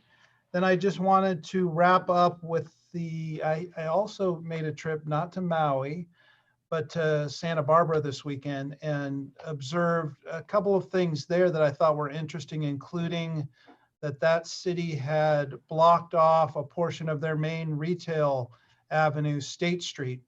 And it seems to work quite well for outdoor dining and shopping. It's a vibrant area to begin with, and now it's at least a portion of it. The lower and central portion seem to be closed completely to automobile traffic. And they also have this area of the city called the Funk Zone, which is an area with like independent wineries and breweries and artists. And it seems similar to something that we're trying to create with our Makers Row in North Downtown. So I think that's an area that staff, maybe we could have another site visit. And but it was fun and a lot of people out, and beautiful location. And then finally, I wanted to thank my council colleague, Councilmember Haskew, for her presentation 2 meetings ago on the e-bike rebate program being offered by 511 Contra Costa.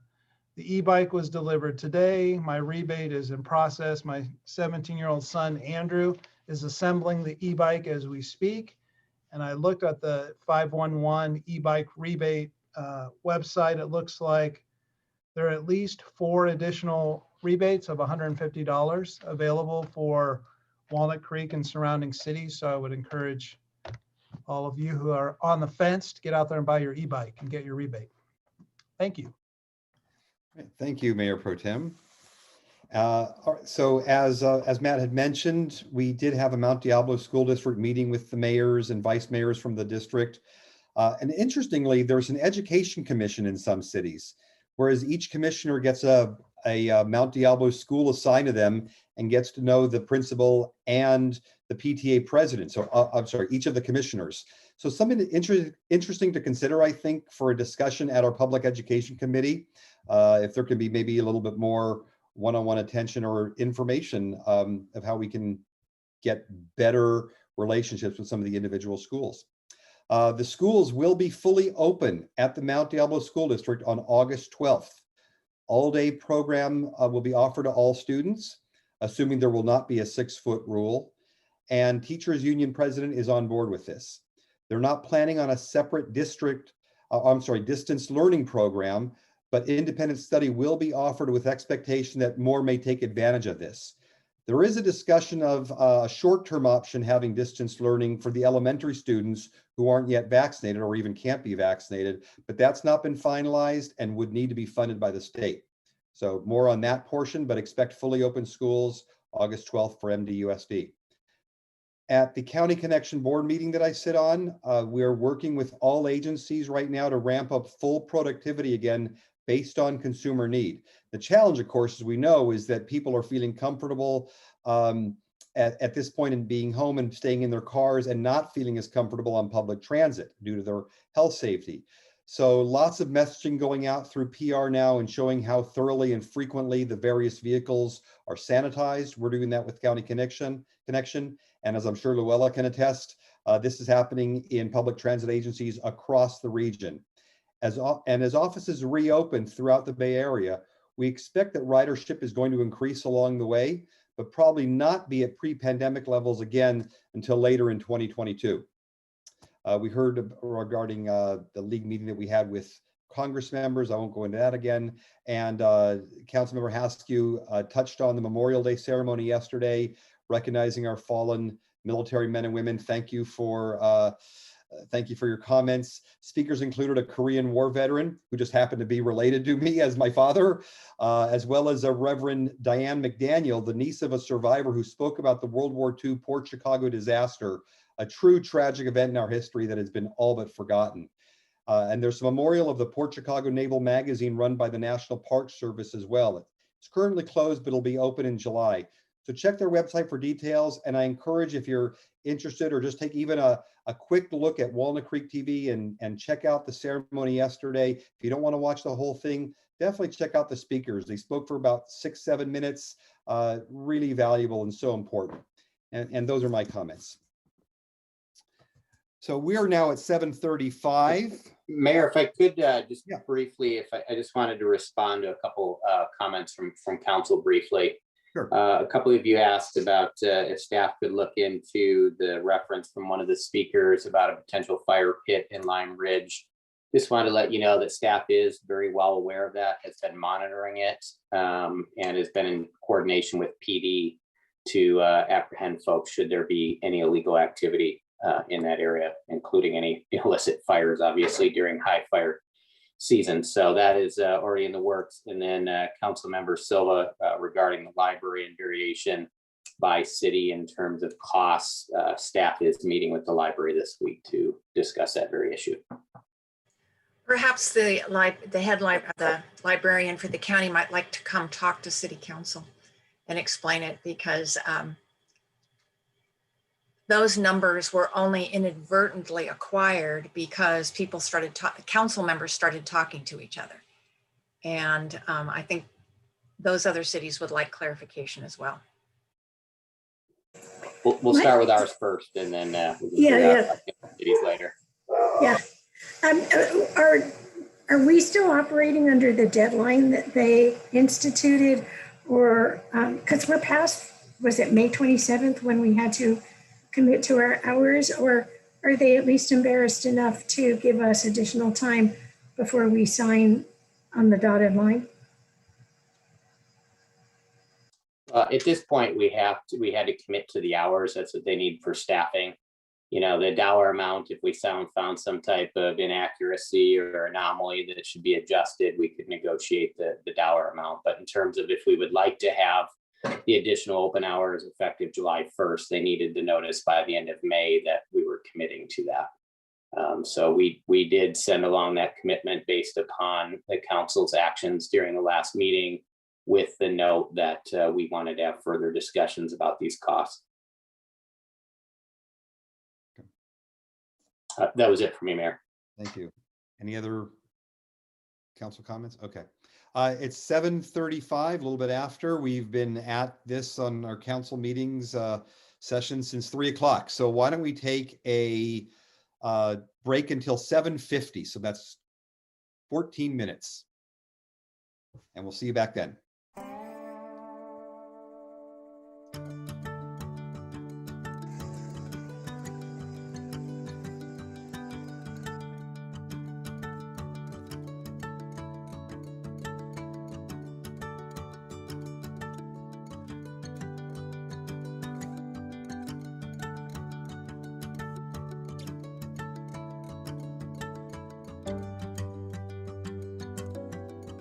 Hi, I'm Corey Frazier, Open Space Ranger with the City of Walnut Creek. I'm out here in Lime Ridge today at the spot of a recent campfire. Just wanted to take the time to remind everyone that open fires are not permitted in the open space and are punishable by law. If you see evidence of a fire out here in Lime Ridge or any other areas in our open space, please call the Walnut Creek Police Department at 935-6400. Thank you.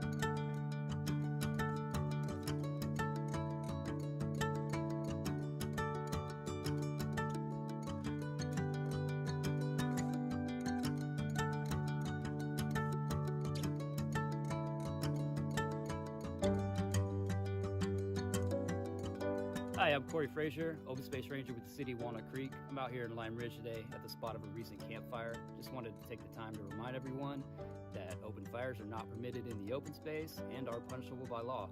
If you see evidence of a fire out here in Lime Ridge or any other areas in our open space, please call the Walnut Creek Police Department at 935-6400. Thank you.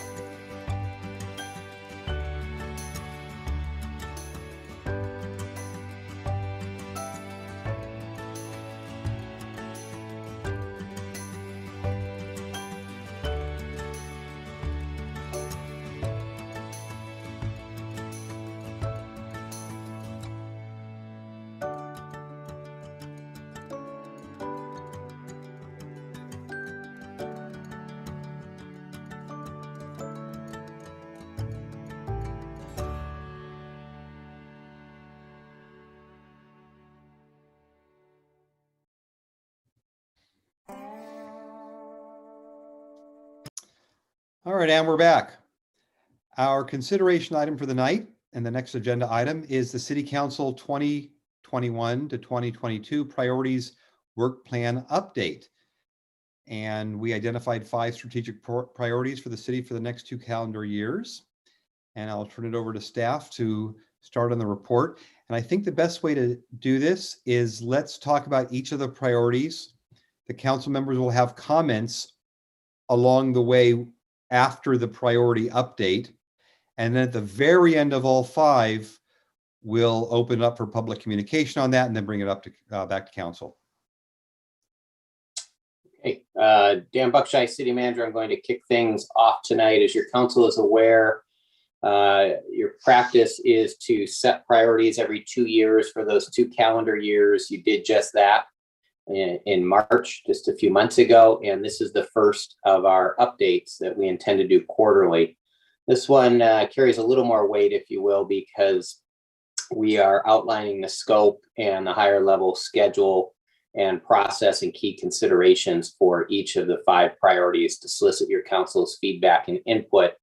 As you'll see, and I know you're already aware, a lot of work has already been done relative to each of these 5 priorities. Work is underway, and yet in all cases, much work remains to be done in the coming months and years. Highly likely, several of these will not be done even during this 2-year time frame because they are very large and significant goals and objectives here. So what we do have planned for this evening, partially due to Zoom logistics, is our Deputy City Manager, Carla Hansen, is going to give the presentation, provide the overview. What we thought, Mayor, in addition to what you had announced, is that after each priority, Carla would pause, see if there are any questions for council, and then do the comments at the end, as you noted. We do have several staff who are on standby here. They've been pulled into Zoom, both some of our department directors as other key staff who are involved in these. So Carla will play quarterback this evening and shepherd us through this. And we've got several others available to answer more detailed questions. So with that, Carla, please take it away. Thank you, Dan. And I just need the PowerPoint to come up. There we go. All right, so everybody can see the PowerPoint and hear me, yes? Yep. All right. So yeah, the mayor and city manager framed this up pretty well, so we can just head on to the next slide. So as you all know, you identified 5 priorities for the next 2 calendar years, and I won't read them, they are here. So what I'll be doing is walking through each one of these at a high level and giving you kind of staff's recommended work plan for each one. And as the mayor and city manager mentioned, we'll be pausing and then giving council an opportunity to provide feedback, to ask questions. And I think what we can do from there is then move along and then final questions at the end as well. So with that, we'll jump right in. Next slide, please. To diversity, equity, inclusion. So this priority's goal is really to continue building a welcoming and inclusive community by continuing the city's DEI efforts. So this includes really two areas of a work plan, a community side and an organizational side. The community side is made up of a council-approved community-based DEI task force that will be led by the mayor and mayor pro tem. And we're currently in the process of identifying community members to be on that task force. We're actually, heard today, interviewing people this week to potentially be on this task force.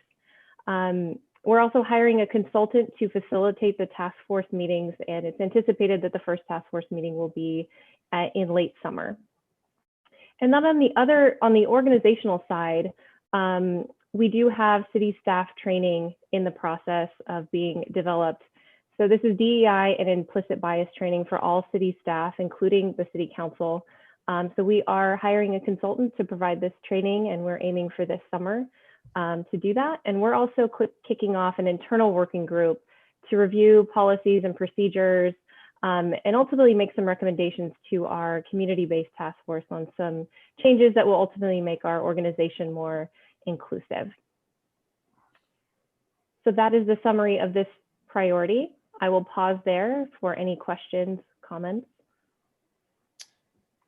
Do we have any questions at this point? We have Cindy Silva. Well, thank you very much. And thank you, Carla, for the report. Very easy to follow. Thank you. On the training, I'm really looking forward to it.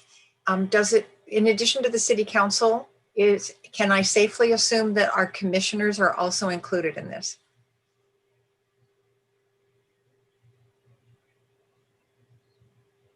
Let Dan answer that one.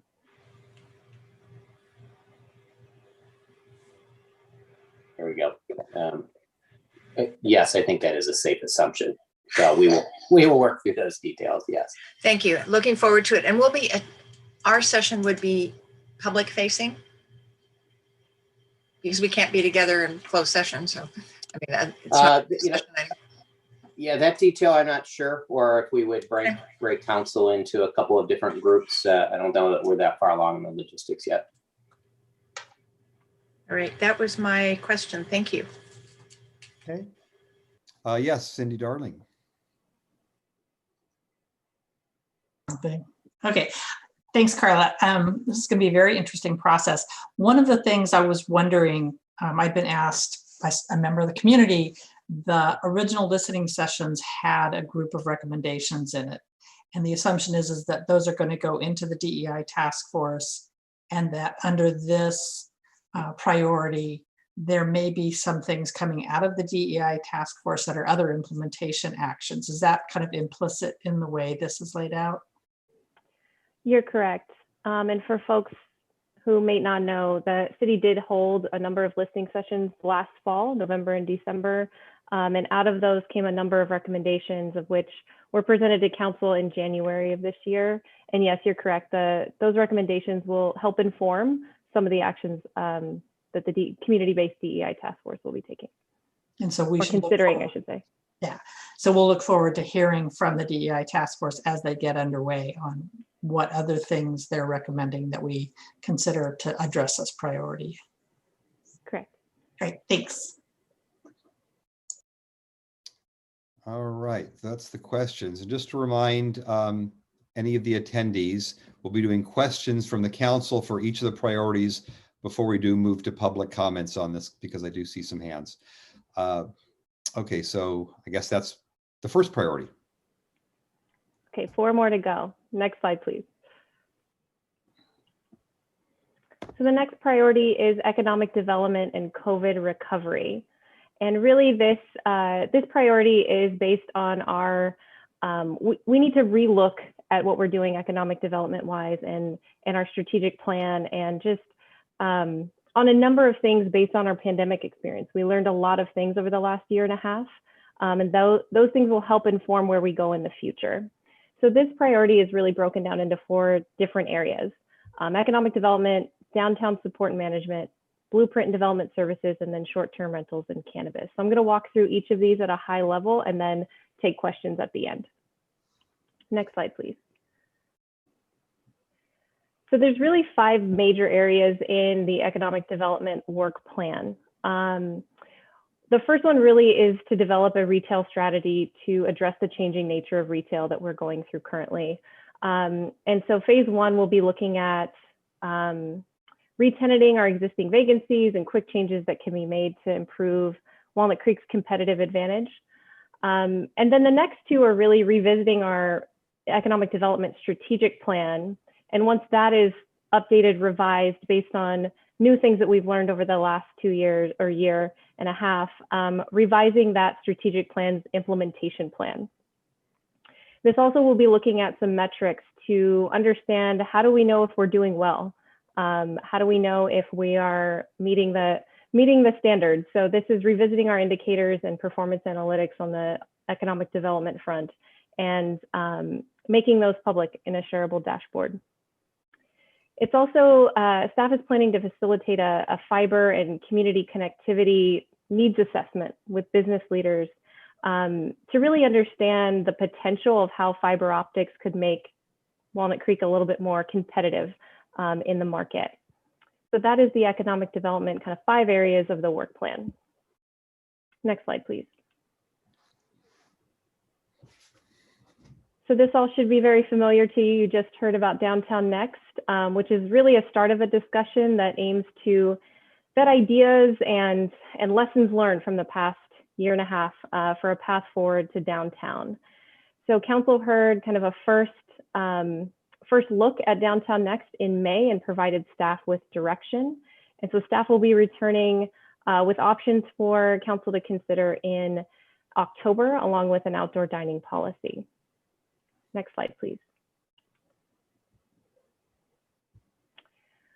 So blueprint and development services. The Blueprint for Success version 2 plan was approved by council in September 2019 to really guide the improvement of development and services experience in Walnut Creek.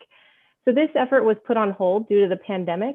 However, staff plans to refocus on those 30 strategies that were identified in the original plan, and really prioritize the areas to improve our digital services and streamline processes over the next 2 years. We've recently conducted a community survey to receive input on the effectiveness of our digital services that we had to put in place over the last year and a half. And we'll be assessing which services to expand upon or improve upon. So this staff anticipates this plan kind of stretching out over the next 2 years. Next slide, please. So short-term rental and cannabis. The City Council directed staff to provide a report on the regulations and management and collection of TOT from short-term rentals in Walnut Creek. Staff identified that there was about more than 200 short-term rentals operating in the city. And before we came back with a full update on regulations and best practices, we are keeping our eye on a bill that is moving fairly quickly through the legislature, SB 555 by McGuire. And what this bill really does is would allow a local agency to delegate collection of TOT to the state, and the state would, of course, take an administrative fee for facilitating that collection. So this bill is moving fast. It will be, what I just heard from our lobbyist, probably unanimously approved out of the Senate and moved over to the House as of this week. So before we came back with a full update, we wanted to watch this legislation pretty closely and understand it and its amendments, and then come back with the current status of this legislation and what came with it, regulations, best practices from other jurisdictions on how to manage short-term rentals. And so we're planning to return back in January on this. And then on the cannabis side, council had adopted a personal and commercial cannabis activities ordinance that allowed 2 non-storefront medicinal cannabis delivery businesses in Walnut Creek. And the City Council really directed staff to report on the permitting costs relative to the permit fee within 1 year after issuance of the second operator's permit. So we are currently we've issued 2 use permits for these businesses and 1 operator's permit. So we will be reporting back to council in October on those permitting costs that were directed by City Council. That is the end of the economic development priority. I will pause there and take any questions. All right, I'm sure everybody's got questions on this one. So I saw Luella's hand up first. Yeah, and it clearly is that if you operate in Walnut Creek under our rules that were written to be perfectly blunt, very carefully, because we didn't want to change the dynamic of too much. It doesn't sound like it's very practical, and it does sound like we have, the world is a different place. Have we decided to prioritize, or in any other way have us look at the regulation to see if we could and should make changes? Let me speak. Sorry, Steve, I couldn't see you there. I'll speak to this very briefly, and then I defer to our city attorney for more detail. As the direction stands now from your council, as you noted, Councilmember Haskew, council took a very cautious approach heading into this business, very intentionally. Many options were discussed, and this approach was very intentional. The standing direction from council is to return, technically, I believe it was 2 years after both of the operators were up and running, to provide feedback on how they've been going. We're obviously don't even have the second operator up, so that would be quite some time. But what we're planning is to provide an update on October, just with respect to how the one business has been operating. That said, part of tonight's discussion is if your council would like, so that's the standing direction and basis from which staff has been operating.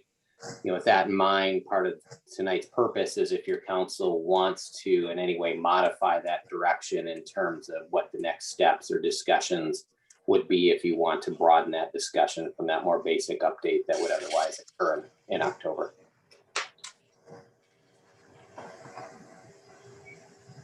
And I would just add that if the council wanted to broaden it to consider other options, that would require amendments to the previously adopted cannabis regulations for the city, and that would require a process that would go through the Planning Commission and the City Council. Do you have another question, Luella, on that? So I have a couple questions on this area, so let's might as well stay on this for right now. So what are the current regulations for cannabis delivery in Walnut Creek? Mayor, members of the council, this is Mark Wardlaw. So right now the ordinance allows for 2 operational uses. They need to be non-storefront medicinal cannabis delivery only businesses. The delivery is only allowed to a residential address, and then clients are required to have a medical card designating that they're in need of a medical product. So that's the limit. What about delivery into Walnut Creek from delivery services that are based outside of Walnut Creek? Does that have to be medical, or is non-medical delivery allowed from them? I'll defer to city attorney, but I believe that it's not regulated. It's allowed. Non-medical can be delivered in Walnut Creek, but it can't originate out of a dispensary that is selling non-medical in Walnut Creek. So it's originated out of other dispensaries. So just to be clear, businesses that are based outside of Walnut Creek that are able to garner tax revenue by delivering to clients inside Walnut Creek, they can get the revenue, but businesses that originate in Walnut Creek are not able to get tax-based revenue from their own deliveries, because they would have to be medicinal only. Do I have that right? Well, I would state that a little differently because the council has exercised the authority to only allow delivery of medicinal marijuana in, from businesses that generate in Walnut Creek. It's not that the tax revenue from the tax revenue from that business does accrue to Walnut Creek. It's just Walnut Creek has not authorized a delivery or a retail dispensary that would allow recreational use marijuana to be sold in Walnut Creek. And so, and one more question, Luella, and then I'll get back to you. So if we were to change just that, or if we wanted to change just that aspect of it, that would then need to go through the process, through the planning commission, everything else that you had just stated, the process that would need to go through and eventually come back to city council for a vote. That's correct. And I defer to the city manager, but I think the point the city manager was making was that that wasn't the prior direction of the council. So if the council does want to consider that and have it run through the planning commission for input, that's something that the council should consider providing direction on. Whether you even want to consider it doesn't mean you'll adopt it. But right now we don't have direction to bring forward a recreational cannabis ordinance to the council. Understood. Okay, those are my questions. Let's first go to Luella, and then we'll go back to Cindy, or go to Cindy. Okay, I am under the impression that medical marijuana that meets our requirements is considered a medicine and is not subject to sales tax. Ergo, no tax comes to us even if it's sold. Councilmember Haskell, let me look that up in the code and I'll respond back to that question in a second. I'm not remembering that off the top of my head. That does sound familiar. Let me look at that. And Cindy, was that your question? An adjunct question. I'm not quite sure what taxes are being collected from our residents for deliveries from outside and into Walnut Creek, but if the point of sale is actually here in Walnut Creek at someone's residence, shouldn't we be garnering the sales tax? Maybe that will be one of the questions we need answered the next time this comes back. My other questions related to this item is we all along, correct me if I'm wrong, said we understood that a delivery was allowed under state law into Walnut Creek of recreational as well as medicinal, and we were only going to allow medicinal. Is that correct? That's my recollection, council member. So this isn't a surprise. I mean, I'm not surprised. So, okay. The other question I have, and maybe is a question for the city attorney or the city manager. If we just decided to give direction to change it so that we would allow the delivery of recreational marijuana, wouldn't we have to also go through, what the conditions would be, what the hours of operations, all of the land use issues would have to be reassessed, as well as wouldn't we in some ways have to consider whether we open the application process again? So those are issues that the council could consider. That the basic use of a delivery-based operation wouldn't change. It wouldn't change in character, but it would change in all likelihood in volume. And so if you were thinking about trip traffic and things like that, that would be going to and from a facility, that's something that you would want to look at. But the council would want to open that. You have right now use permits issued. That is, as the council is aware, run with the land. But those are for medical, delivery facilities associated with medical marijuana. So the council, we would have to look at that. If the council wants to expand the scope, that is something that you could direct us to look at. It's possible that it wouldn't require an amendment to the use permit, but we would have to look at that to confirm, because the use permit's already regulating for a lot of the things that a medicinal cannabis facility that allows delivery service encompasses. It's because that happens with medicinal marijuana right now already. To me, Is it's it also- more the volume than it is the actual difference in the way that the system operates. And then we also have the ability to establish a completely different fee structure or taxing structure because yes, it's recreational.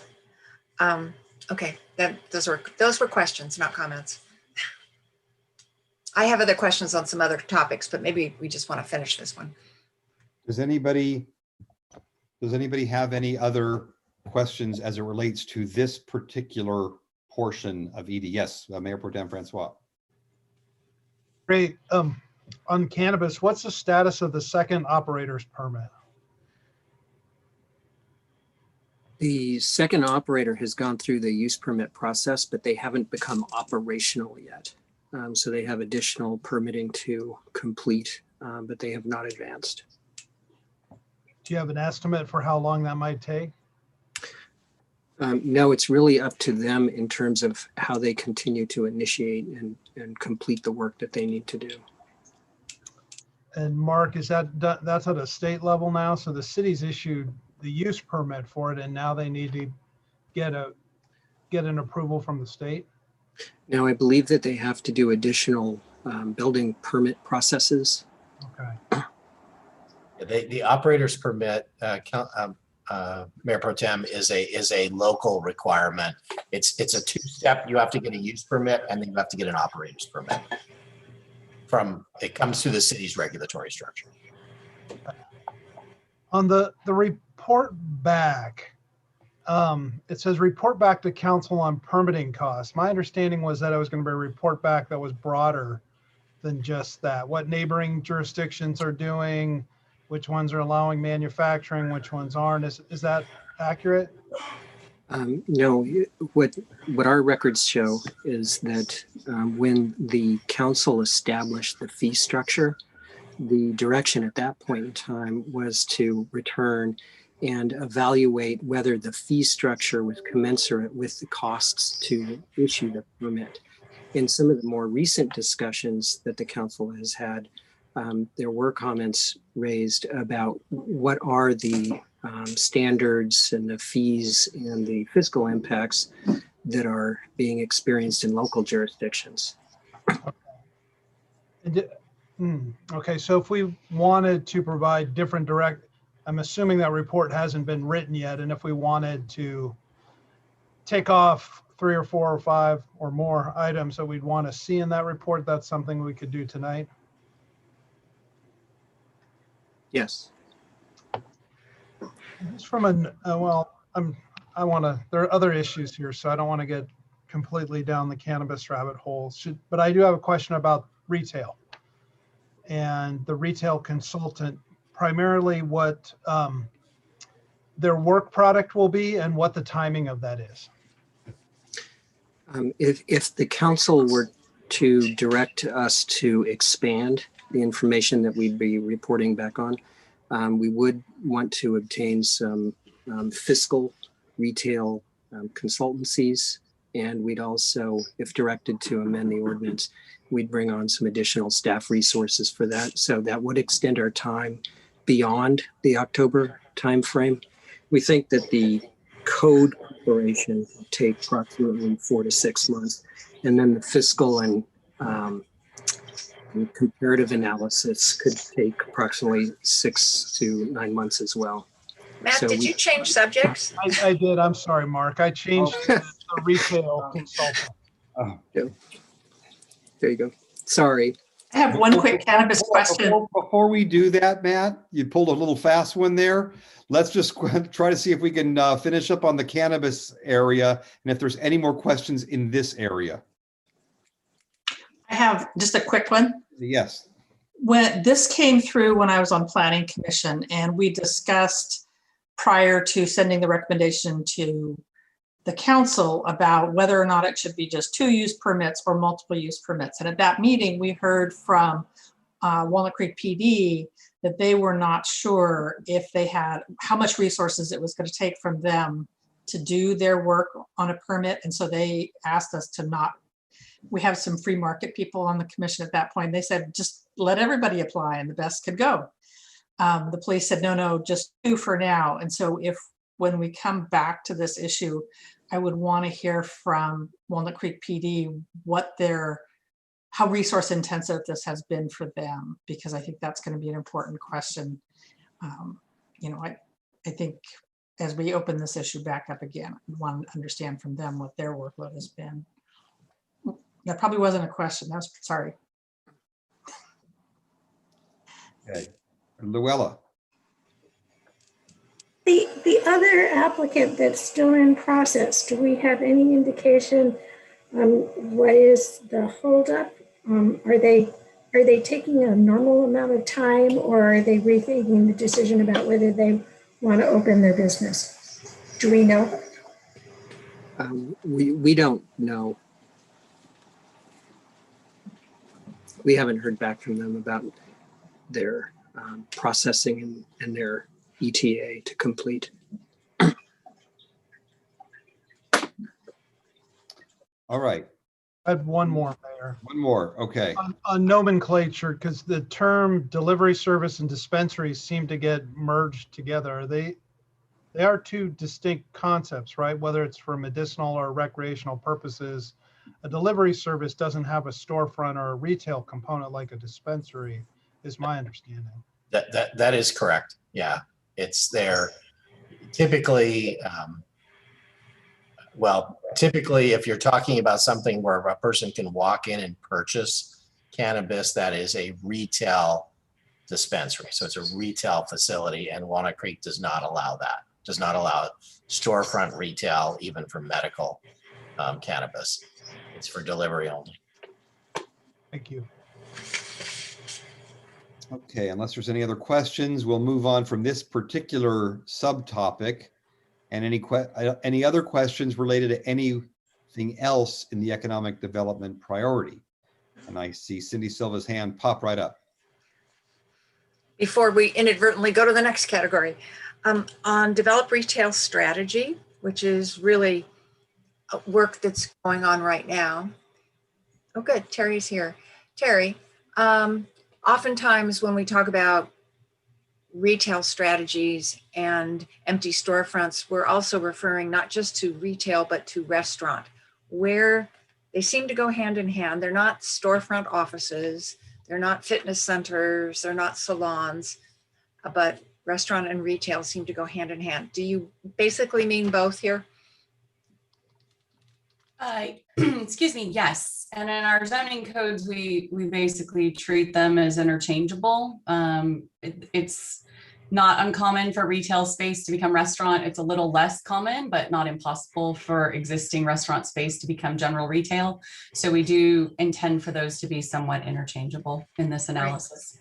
That's my question. I might have a comment later. And I have a question, but Mayor, there may be somebody that has questions on the regular economic development, because I have one on the blueprint and I have one on the short-term rental. Okay. Does anybody have any other comments on those topics then? Or are we just in questions? Oh, I'm sorry. Yes, questions. Yep, Cindy. I just had a quick one. In the economic development part of this, the work plan on the economic development strategy, it talks about revisiting metrics identified in the strategies and finalizing the dashboard. And I just wanted to check with Carla. I'm assuming that the blueprint and the development services streamlining has its own set of metrics. Are those going to be integrated together, or are they going to stay separate? The blueprint development services metrics are going to be very different, focused on permit numbers and permit processing times, which is a little different than the economic indicators, if you will. But I'm thinking if you're coming up with a dashboard for an overall economic development strategy, that might be a good place to have those nested within that. So if somebody's considering coming to Walnut Creek, they can understand, I mean, would that help them understand the permitting climate? You know, I think that's something that we can look at, council member. I don't know that our design of our dashboard is that far along for either the economic development or the blueprint. So if there's opportunities to have a holistic look that may have some sub dashboards or that sort of thing that folks could easily get to, we can certainly look at that. I think that's a good suggestion that we can keep in mind as we design these. Thank you. That was it for me. Okay. All right, who wants to start the next topic of economic development? Mayor, if I may, there was one pending question from Councilmember Haskew on the cannabis issue. Yes. We've looked, I looked back quickly over some of the materials. Councilmember Haskew is correct that the sale of medical cannabis is qualifies for a tax exemption for sales tax if the purchaser has a valid medical marijuana identification card and a valid government issued identification card. And so there are other taxes applicable to the sale of cannabis in California. There are state taxes that are associated with, but the sales tax itself is there is an exemption for the sale of medical marijuana if the person who's purchasing it shows those two meets those two identification and showing requirements of a medical marijuana ID card and a government issued ID.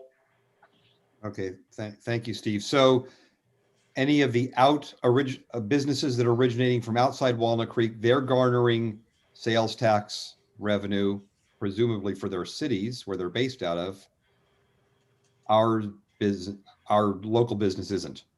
Well, that's something we would have to look at, because Councilmember Silva's point is correct that you look to the point of sale, and it depends on whether the point of sale is where the dispensary is at or whether the transaction is taking place. And that's something that we would have to look at further and report to the council.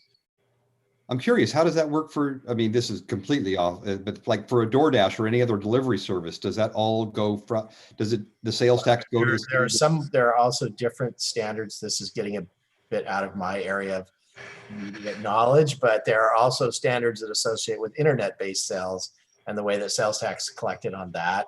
And so rather than us, unless Dan or Kirsten want to join in and express their views on this, I think it would be better if we report that to the council if you want to have further discussion, because there are real nuances to all of this. Right. Okay, understood. Luella, back to you. I'm going to go back to the retail consultant. Is there any confidence that if this person titles their job as retail consultant, that they're only going to look at the narrow definition of retail, or supposing it turns out that retail isn't where we should be investing our fruits of our labor? I just want to make sure that it's somebody who has the capacity to look at the whole downtown and see how we can maximize use, et cetera. So if I could, Mayor and Councilwoman Haskew, give a little context on the retail strategy.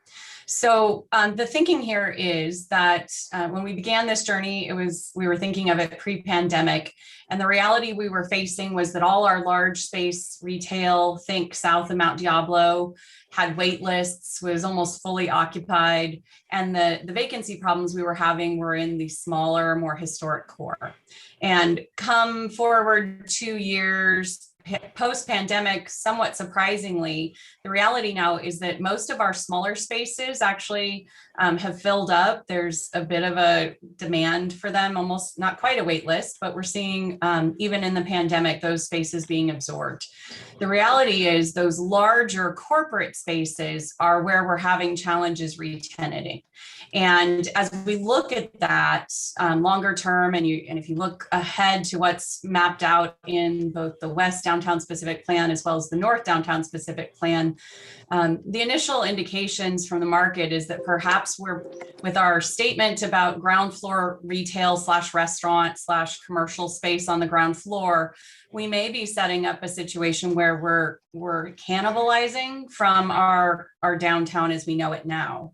And so part one of this strategy is to come in and do some quick assessment on our existing retail, restaurant, ground floor commercial space and see how we get those bigger spaces re-tenanted.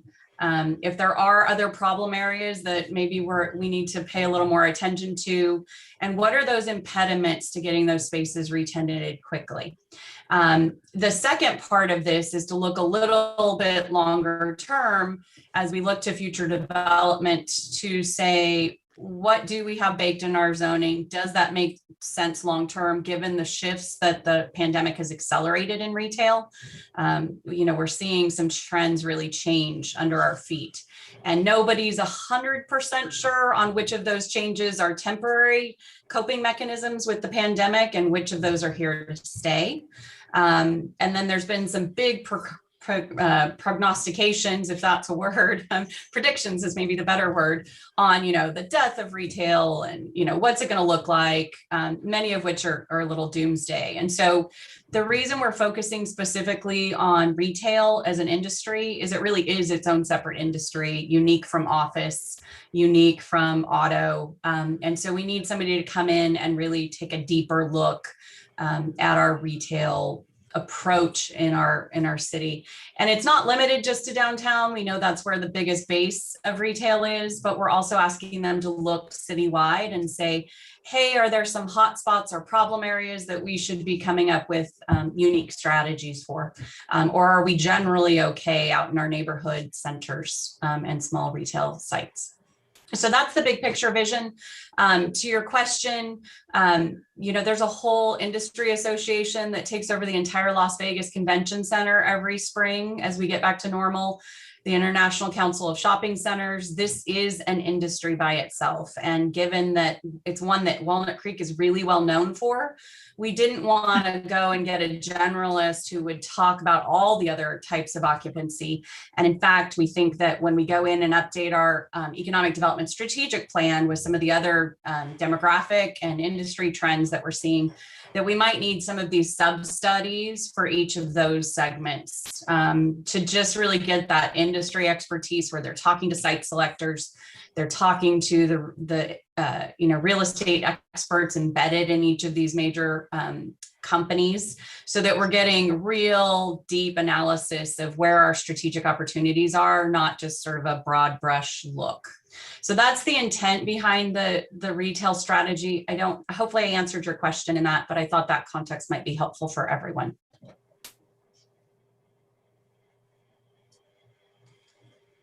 Okay. Nat.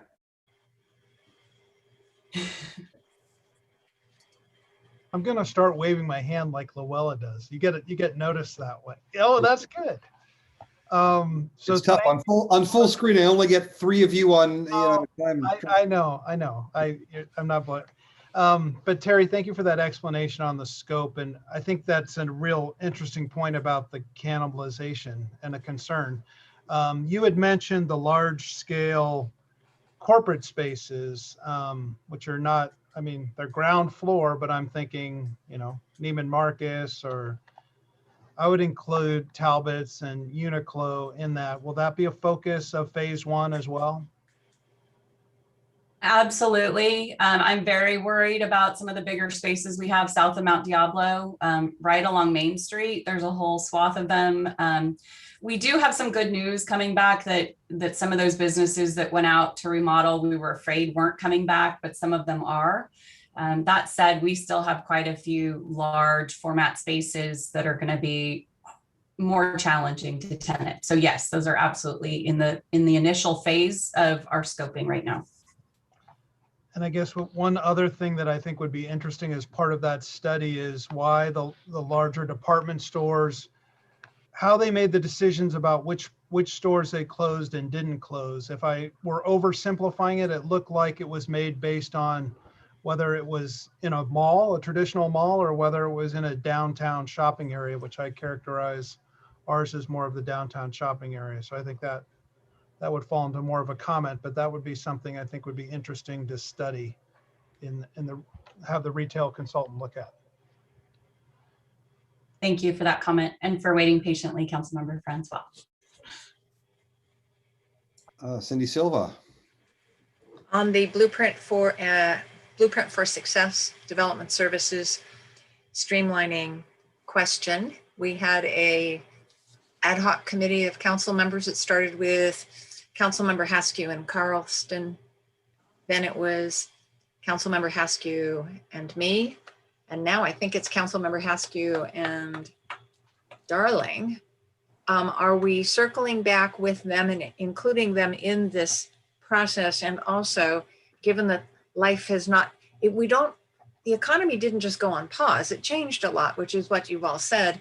To what extent could we reach out to those key stakeholders that we had meetings with so that to capture their input, particularly in this streamlining development services and TI improvements in a rapid recovery process seem to go hand in hand. So it's a question, but it's really kind of a comment, I know. Yeah. The answer is yes. Yes. Yeah.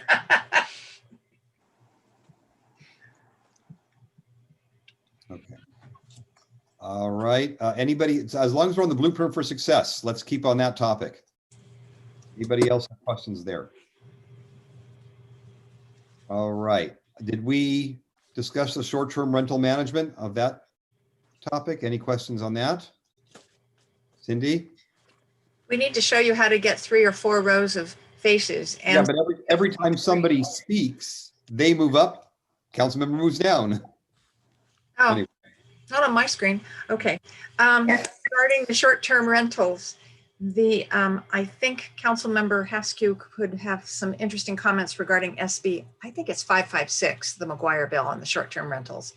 But I know it was discussed at Cal City's Revenue and Taxation Committee, and there were some interesting concerns raised by people across the state. But I also think that we could be asking HDL, our new sales tax consultant, what kind of services they might be able to provide on the TOT front. And there are other organizations that do just TOT in case the state bill, this is a comment, I'm sorry, can we do that in case the state bill doesn't work for us? Yes.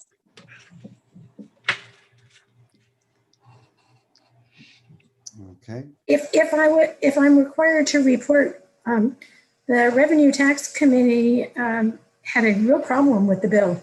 There are several cities that have staffs that track their transit occupancy things.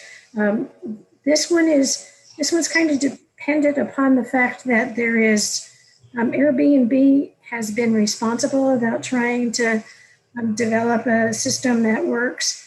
The other ones don't seem to want to participate because if they participate, then their suppliers, the developers, the renters will then have to pay. Yeah, the guys that are riding without paying their transit occupancy tax, then will have to pay it. And so there is a big amount of resistance from this.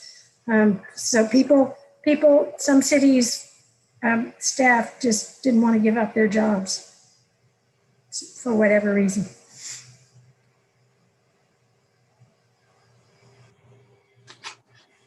Okay. Okay. Anybody else on this topic? Any other questions on economic development in general on the topic? All right. It looks like we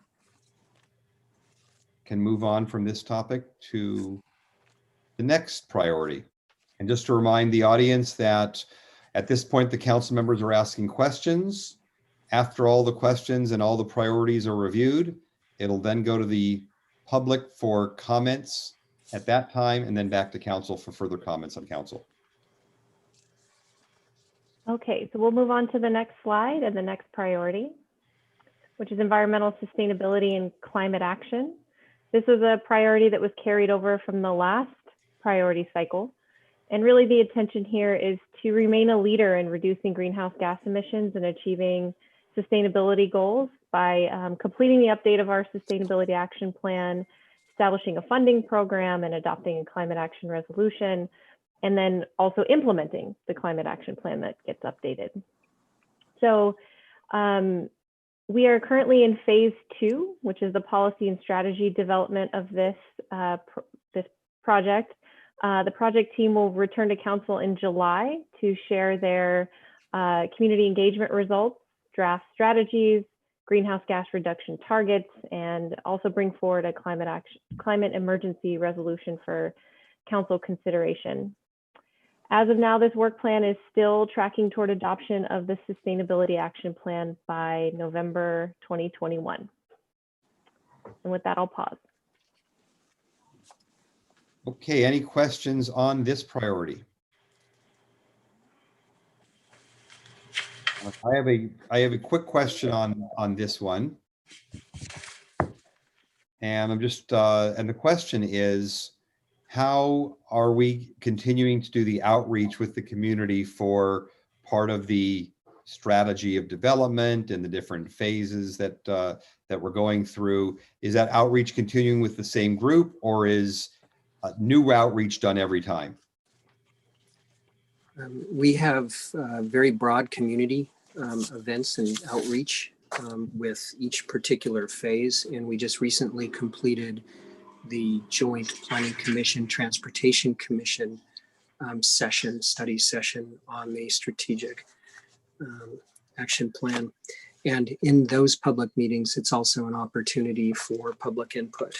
So our next step is to come to the City Council in July. And then based on input and direction, we will continue forth with our process and seek input with the more well-developed information we prepare after council direction. Thank you, Mark. All right. Any other questions on environmental sustainability? Okay, seeing none, let's move to the next priority. All right, next slide, please.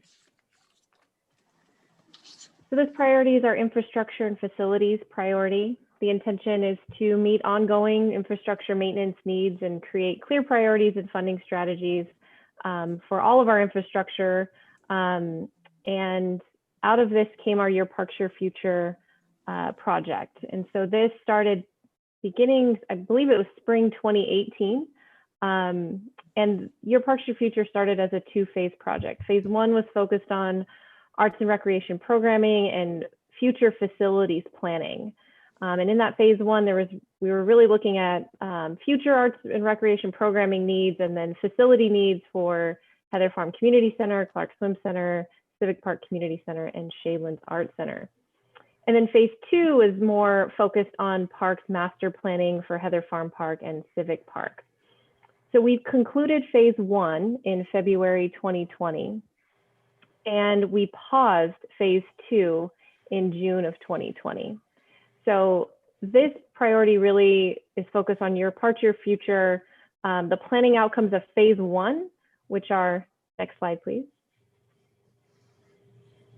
noted here, and implementing really focusing on prioritizing Heather Farm Park facilities. So the direction that we received from council was to prioritize combining Heather Farm Park facilities, considering both recreational pool size options, maintaining preschool spaces, consolidating arts and industrial arts at Shadelands, and then scaling back Civic Park facilities. So next slide, please. So the work plan for Your Parks, Your Future at this point is a phase 1 implementation work plan. So taking those planning outcomes and really focusing on the Heather Farm Park Community Center and Clark Swim Center, combining those into a facility at Heather Farm Park. So we will be back with a more detailed project scope and schedule in July for discussion at the council level. And then as we're mapping out this priority, staff is anticipating some key council policy considerations to be completed by November. And those are really deciding on the size of the lap pool, location of the facility, design of the facility, and then of course funding strategies of how we're going to fund this new facility. I will pause there. All right, Cindy Darling.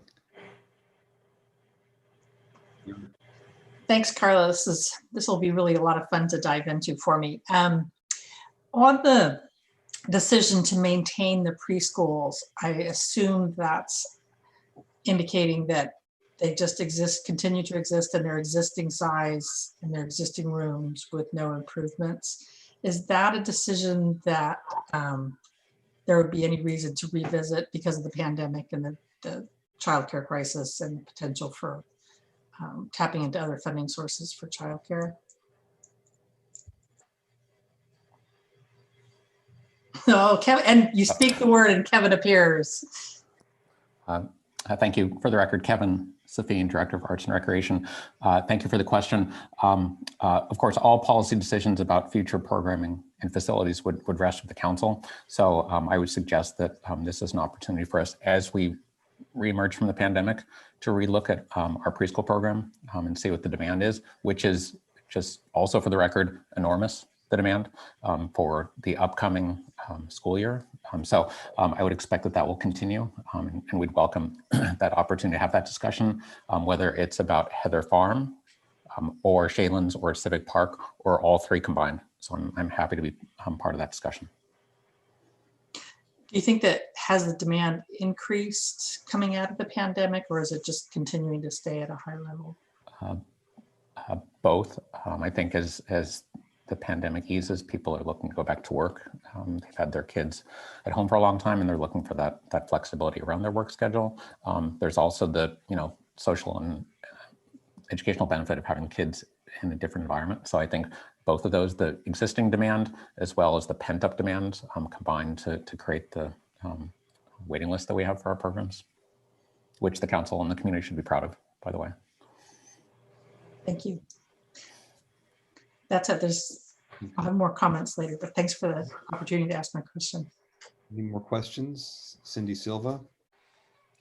Thank you. When we put the project on pause a year ago, one of the things that was about to happen, and I don't know if this is a Heather question, but was the selection of the additional new members to the advisory committee.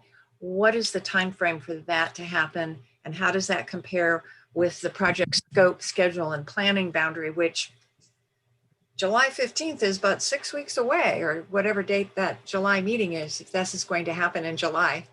Hi, Heather. Good evening, Heather Ballinger, Public Works Director. You're correct. The advisory committee, you had directed us to expand that committee, and we were in the process of doing that.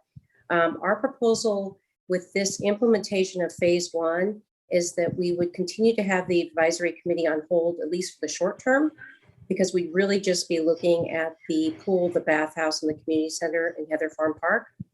And then when we go back to more design criteria and master planning and that phases, we would bring back the advisory committee. Okay. And so we're going to, it sounds like the mid-July meeting, the one meeting we have, is going to be quite robust. City manager, have I interpreted that correctly? I think a lot of our meetings are robust. Well, we're getting an update on the sustainability and climate action plan update and this. So am I misinterpreting that there isn't another meeting unless we schedule one, correct? That's correct. And we did juggle a couple other items that were also scheduled for the 20th and push those out a bit so that we wouldn't be overloaded on the 20th. It's July 20th. Okay, thank you. And I had one other question. So if I understand this correctly, we're going to do some project scoping, but yet at the same time, we are not likely, because of the funding questions. That was really what was going on with the lap pool size. This is kind of a chicken or the egg question. That's all needs to occur by November this year. Heather, Dan, Kevin. Correct. Okay.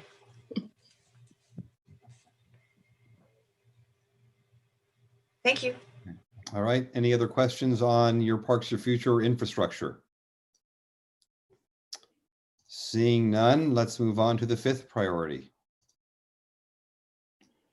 All right, next slide, please.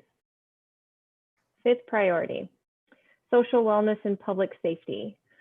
So this is a new council priority. It integrates existing and new programs that are provided by multiple departments across the city.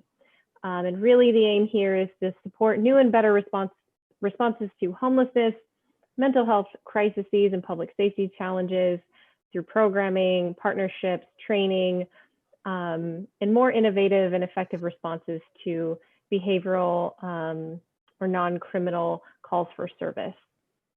So we've broken up this work plan into really 3 distinct areas: mental health crisis response and training, continuing to address homelessness, and then enhancing community engagement. Next slide, please.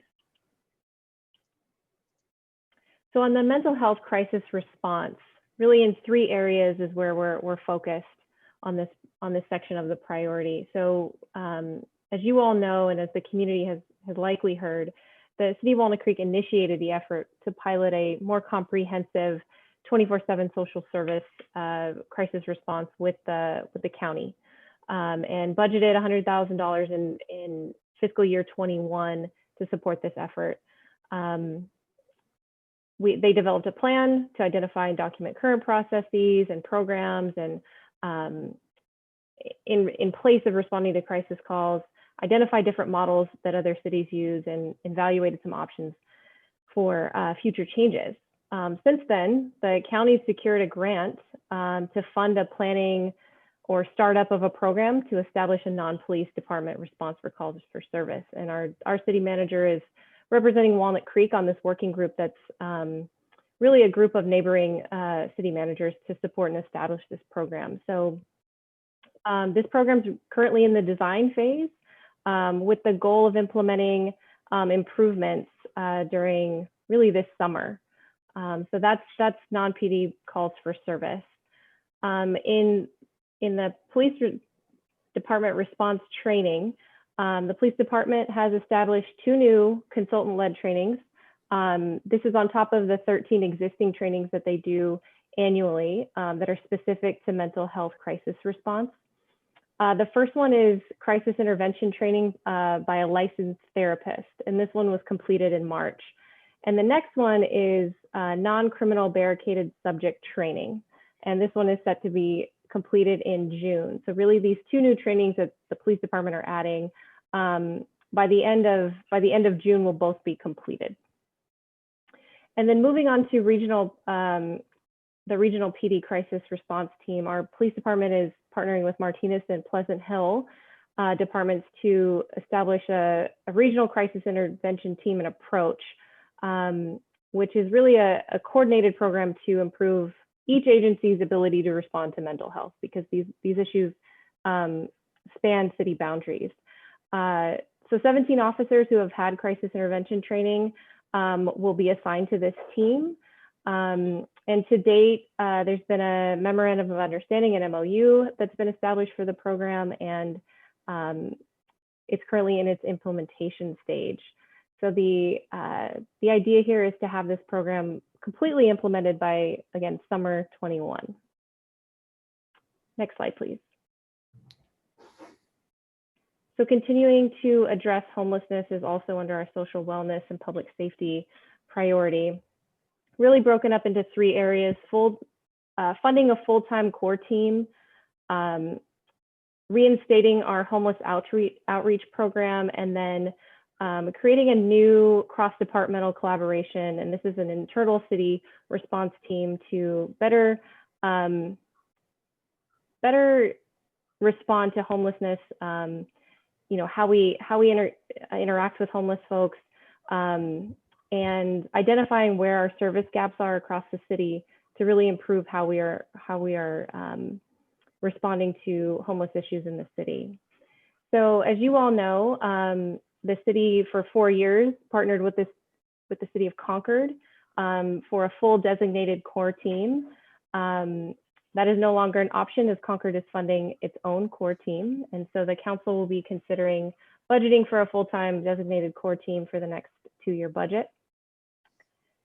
And the police department is evaluating its HOP homeless outreach program model, and really looking to prioritize community service needs. And the goal is to have reestablish the HOP team and coordinate with the community this summer, so in July 2021. And then as we're looking internally about how we respond to homelessness as a city team, really looking at developing principles and cataloging existing programs and our partnerships that are existing, and then coming to City Council and recommending some service changes and options, which will include funding options as well. And then also establishing a training program for city staff who have regular contact with homelessness and homeless encampments to make sure that, one, our employees are safe, but also an improved understanding about how to serve homeless individuals in a way that is inclusive. Next slide, please. And the enhanced police department community engagement, this is also under our social wellness priority, and really focused on having more of a presence downtown with our police department, engaging more with our businesses and having police officers on foot, on bike downtown more often, optimizing our social media as an outreach tool, and then establishing an internal continuous improvement team within the police department to really formalize some operational improvements and recommendations that are coming from our officers and our police department staff. And all of these initiatives are set to be started and really up and running by July 2021. I will pause there. All right. Lots of info there. Any questions from any council members regarding this priority? Cindy Darling. Thanks, Carla. So when you talk about us, I'm just trying to get a handle on the police department community engagement, where you talk about establish an internal continuous improvement team. Is that establish it by July? Is that the intent? And then let it work for a while? I'm just trying to think about how the new chief could get integrated into that effort.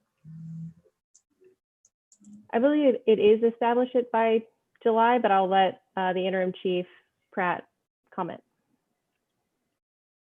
Hello, I'm Dan Pratt, the interim police chief. Thank you for your question, Cindy. Yeah, there are a couple of different pieces there. The first one is the community engagement piece that's going to heavily involve social media. During this past year, we have been unable to interact with the community as we've become used to over the past, the previous years. So we're going to need to make a concerted effort to try to establish those regular events that we used to attend with the community. The schools have been closed. We haven't been interacting with the schools and the staff, the children like we used to. We haven't been able to participate in community events like we used to. They just weren't existent. We haven't allowed the community to come on ride-alongs with us, and we haven't been able to establish a citizens academy. We haven't done coffee with the cops or national night out. All of these things that we used to do this last year has kind of put a damper on. So we're going to need to start reestablishing those programs. And in order to start doing that, we are establishing what is not formally at this point called a continuous improvement team, but that's really going to be the effect of what it does. Is it's going to allow our staff members to really identify how we can best serve the community going forward. We have a lot of opportunity here with the turnover at the top of the organization. So where are our gaps and where can we continue to improve, and soliciting that input from the people who are actually out there engaging with the community that can provide the best source of that input. And I don't think that's going to step on the toes of any new chief coming in. I believe that's going to only to further allow that person to get up to speed a lot quicker. Okay, so it's a mixture of starting to do the things that we couldn't do because we couldn't do them, and then thinking about what else there is out there that we could do to be out there in the community. Absolutely, yes. Okay. Thanks. And just to reinforce our social media outreach, that's been suffering lately as well. We really need to build a more robust social media program. All right, thank you. Sure. All right. Anybody else questions? Okay, I think this brings us to the end. Oh, Cindy Silva. Can I confirm that our community outreach manager and department within the city manager's office are engaging and participating, interim chief, with your department on all of these continuous improvement activities? Absolutely. I am on the phone and email regularly with the people for that unit. So absolutely, Betsy's been a big help. No, that's great. And I know that you bring great ideas from San Ramon and the other places where you've worked, and the new chief will be doing the same. So we've got a great team on this. Thank you. We sure do. Okay, I think this does bring us to the end. Thank you, Carla. That was really thorough and a lot of information there. Really appreciate that presentation. Can we move away from the screen share, please? There we go. And at this time, we will now ask for public comments on this. If any member of the public wishes to provide public comments at this time, use the raised hand feature. If you would like to provide any public comment, or press *9 if you're connected by audio. For those who desire to provide public comment on this consideration item, this is the time to raise your hand. As a reminder, each speaker will have 2 minutes to make their oral remarks. The Zoom feed for each speaker will cut off automatically at 2 minutes. Written comments submitted have been and will during this item be posted to the city's website for public review and are included in the meeting record, but will not separately be read into the record.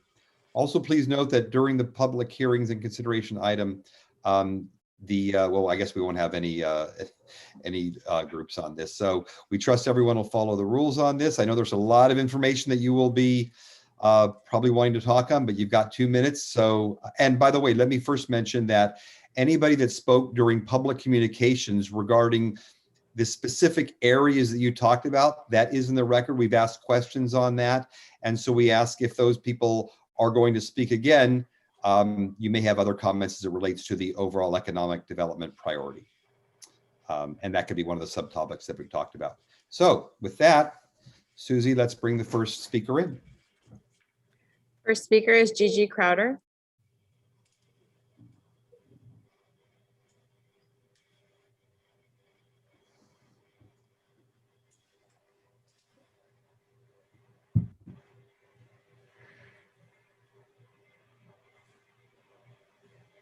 Okay, thanks for having me tonight. I am on because, of course, mental health is a priority for me, and you guys have listed it as one of your priorities as well.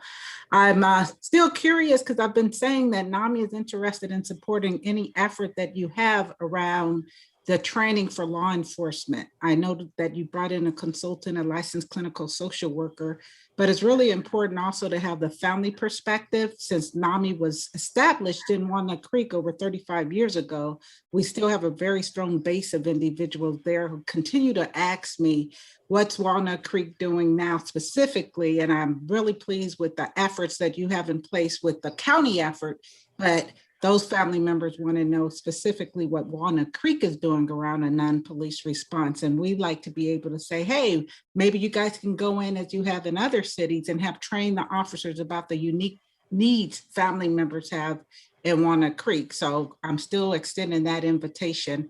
I'm also, aware of the fact that this is the eve of 2 years ago when Miles Hall lost his life in Walnut Creek. So there will be several events taking place to acknowledge that.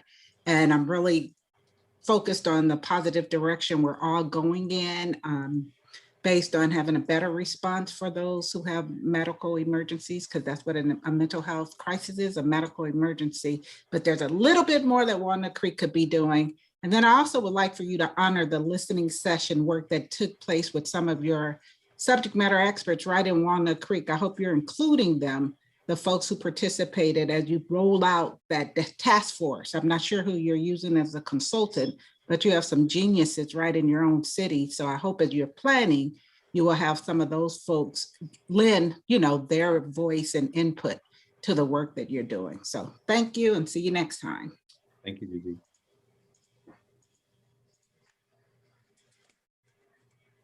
Next speaker is Ashley Alvarez.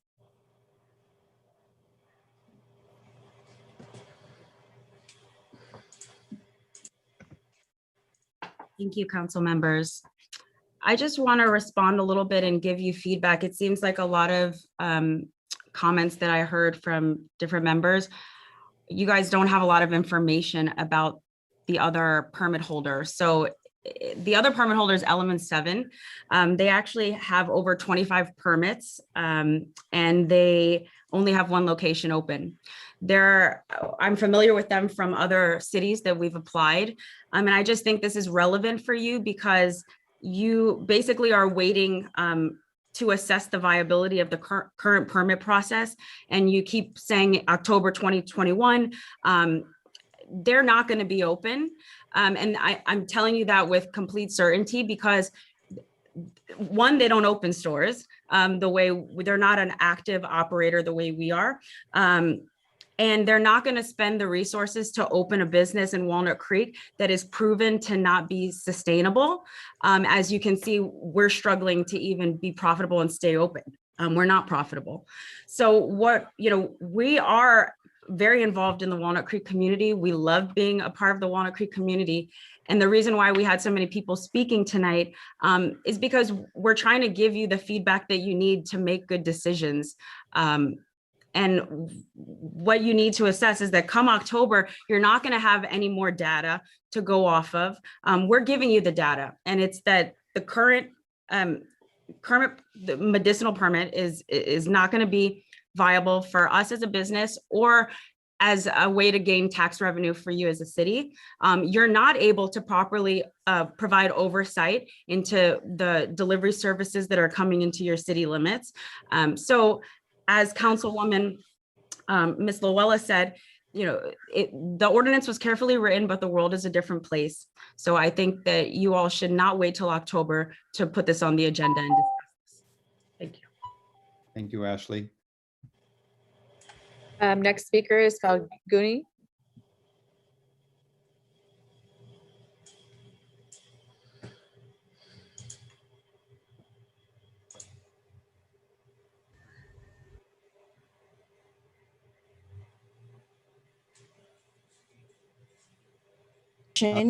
That on an average, there's the potential for up to 500 different deliveries to deliver to the city of Walnut Creek, and this would be recreational. So, except we would not. And none of these, and most of these deliveries can deliver to any physical address per the state of California. These taxes go to the city where the dispensary originates from. So these are I'm no expert, but I feel that these were two very important points. I think I'm correct. As I said, I'm no expert. Thank you. Thank you, Falguni. Mayor, I don't see any additional hands raised at this time. Okay, then we'll close the public comment, bring it back to council. And we'll go through the council members and for any comments on the priorities specifically in general or anything else. So let's start with Mayor Pro Tem Francois. Thank you, Mayor. I want to thank Carla for doing an excellent staff report and presentation that was digested a lot of information and was very easy to follow. I think in general, the work plan is the correct one, that we're on the right path here. I think in my mind, what's going to be important is the economic development and the retail strategy. I think we need to have a vision for what we want to see downtown in our central core. We know what it looks like now. What do we want it to look like in 5, 10, 20 years from now? And that we take steps to implement that vision. I think the retail consultant can help us with that. And so I look forward to working on that. I think that's going to be very important for our future. On the sustainability item, I had said this before, and I think it's important that the sustainability action plan and climate action plan be a qualified greenhouse gas reduction plan, because it's one of the safe harbors under CEQA that housing developers and other developers can rely on to mitigate greenhouse gas emissions. And without that label on the plan, people are kind of off, they're unmoored and out there floating in the wilderness trying to figure out whether or not what they've done is enough to satisfy a court down the road. On the social wellness aspect, I'm encouraged by the progress that's been made to date, thanks to our city manager and the county, on the non-police response to those suffering a mental health crisis. There's still work to do there, obviously, and I think at best we'll have a pilot program this summer or a little bit later this year, but obviously key components of that involve Assembly Member Bauer Cahan's bill, Miles Hall Lifeline Act, which would allow for an alternative number to 911, we call 988, if you had someone that was suffering a crisis. So that key part of the puzzle still needs to come to fruition. And then the last part of the strategy, alternative destinations for those suffering mental illness, because it's not enough just to address the crisis in the moment, but what are we going to do after that and help people get better if we can. So I think that there's still work to do there, but I think we're making progress. I also like that it's being coupled with a increased training for the police, because I think that there will be calls for service that a police officer will need to respond to along perhaps with a non-police officer. And I think it's important that the officers that respond have that specialized training. So I'm pleased to hear that that's already taken place, and that we'll be setting up a process whereby in conjunction with Martinez and Pleasant Hill, ideally that specially trained officer would be on duty 24/7 and be able to respond to those calls anywhere within those jurisdictions. I do have a concern perhaps on the that we might be duplicating efforts on the full service core team and the homeless outreach patrol. So I'd want maybe us to give a little bit more thought about, are we duplicating efforts there?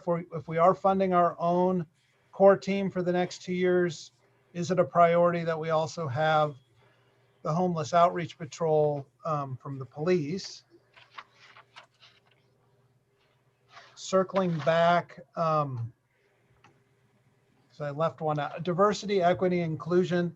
I look forward to serving with the mayor on the task force that former Mayor Haskew recommended that we form. And I do think it's important that we take the recommendations from the listening session and talk about those with the task force members once they're seated.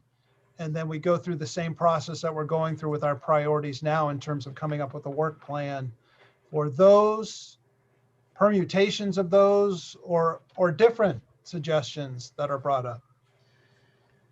And then on cannabis, I personally would like a report back. It doesn't, I thought the commenters that talked about waiting for the second operator, that I agree with them. I don't think we need to necessarily wait for that, but key components of that to me, and Councilmember Darling references, would be the public safety component, having police weigh in on different forms of if it's retail, dispensary, or delivery.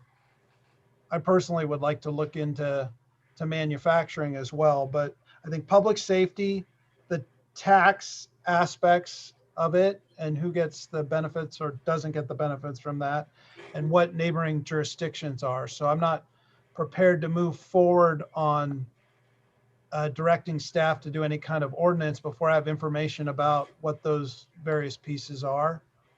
And I think I've covered most of everything, but thank you for the opportunity to comment. Thank you, Matt. Let's move on to Cindy Darling next. Okay, thanks. And thank you, Carla. This is just a tremendous volume of things to massage into a spreadsheet and give me nice percentages, and it makes my planner's heart happy. And I'm glad to see there is an awful lot of really good work going on in the city. And many of these priorities, even though there's a few of them that we've added this year, I think they've been things that we've been working on for a while. On the diversity, equity, and inclusion, I think Mayor Pro Tem Francois talked about the process of coming up with the implementation phase. And I think that would be a good thing to reflect in our work plan. We all know the implementation phase is coming, and it's always a good placeholder when you don't know what that plan is going to be yet, but to remind yourself and include that in there. And so that way, when people ask what happened to the results from the listening session, you can show them how those are going to go through into an implementation plan. On the Your Parks, Your Future, I'm looking forward to that. And I promise you all, I will go back and read all your discussion about a preschool before I bring that back and make us all talk about preschools. But I do have some questions there. On the draft climate strategies, I'm looking forward to seeing those in July. I think there's a lot going on, and I know I've popped into a couple different areas where people are talking about their climate strategies, and Cara is always there, so I'm really glad. So she's been listening to all the same folks, and so we should have a lot of good ideas coming to us there. On the HOP core team, I know the homeless task force, which is amalgamation of all the different entities. They're looking at how they can put those two resources together, and we should continue to focus on how those can work. There's a couple of gaps, like right now, if something happens on Saturday afternoon, there's a lack of resources. And so how you can use the new resources we're putting together with the core team to help cover some of the gaps. And then lastly, on cannabis, I think the market is speaking. We should look at it. I do want to understand the public safety implications. I want to hear from our police department, tax implications. And then when we originally were working on those regulations, it was a hurry, hurry, hurry, because if we didn't have them, then we became the Wild West. Now we have an opportunity to look at what's happening with our neighboring cities, what's working for them, what's not working for them. What is a realistic estimate if you switch over and allow non-medical cannabis from a tax perspective? What is a realistic expectation there? And lastly, but not least, is I really appreciated Chief Pratt's discussion about the community policing and the operational improvements. And I look forward to working with those with our new chief when such a person becomes available. So that's my kind of overall thing, but I just really appreciate all the hard work that the city staff is putting into this. It's a tremendous effort. Thank you, Cindy. Let's move on to Councilmember Haskew next. This is a huge amount of information to absorb, and it is also a pretty daunting list of things to do. I'm hoping you all don't fade just from tiredness thinking about all the stuff that's on the list. I'm concerned from a kind of operational standard that we have really tight deadlines on a lot of these things. And that kind of loads us up so that we don't get to concentrate on any one of the things. Maybe a suggestion is that we prioritize not because of importance, but ability to accomplish and or more immediate needs so that we're not doing too many things too fast. All of them are well deserving of attention. All of them are really important to the city, but it's a lot to process in what, 6 months? We have 2 years to get much of it done, and I just got kind of freaked about how we were going to get it all done by November.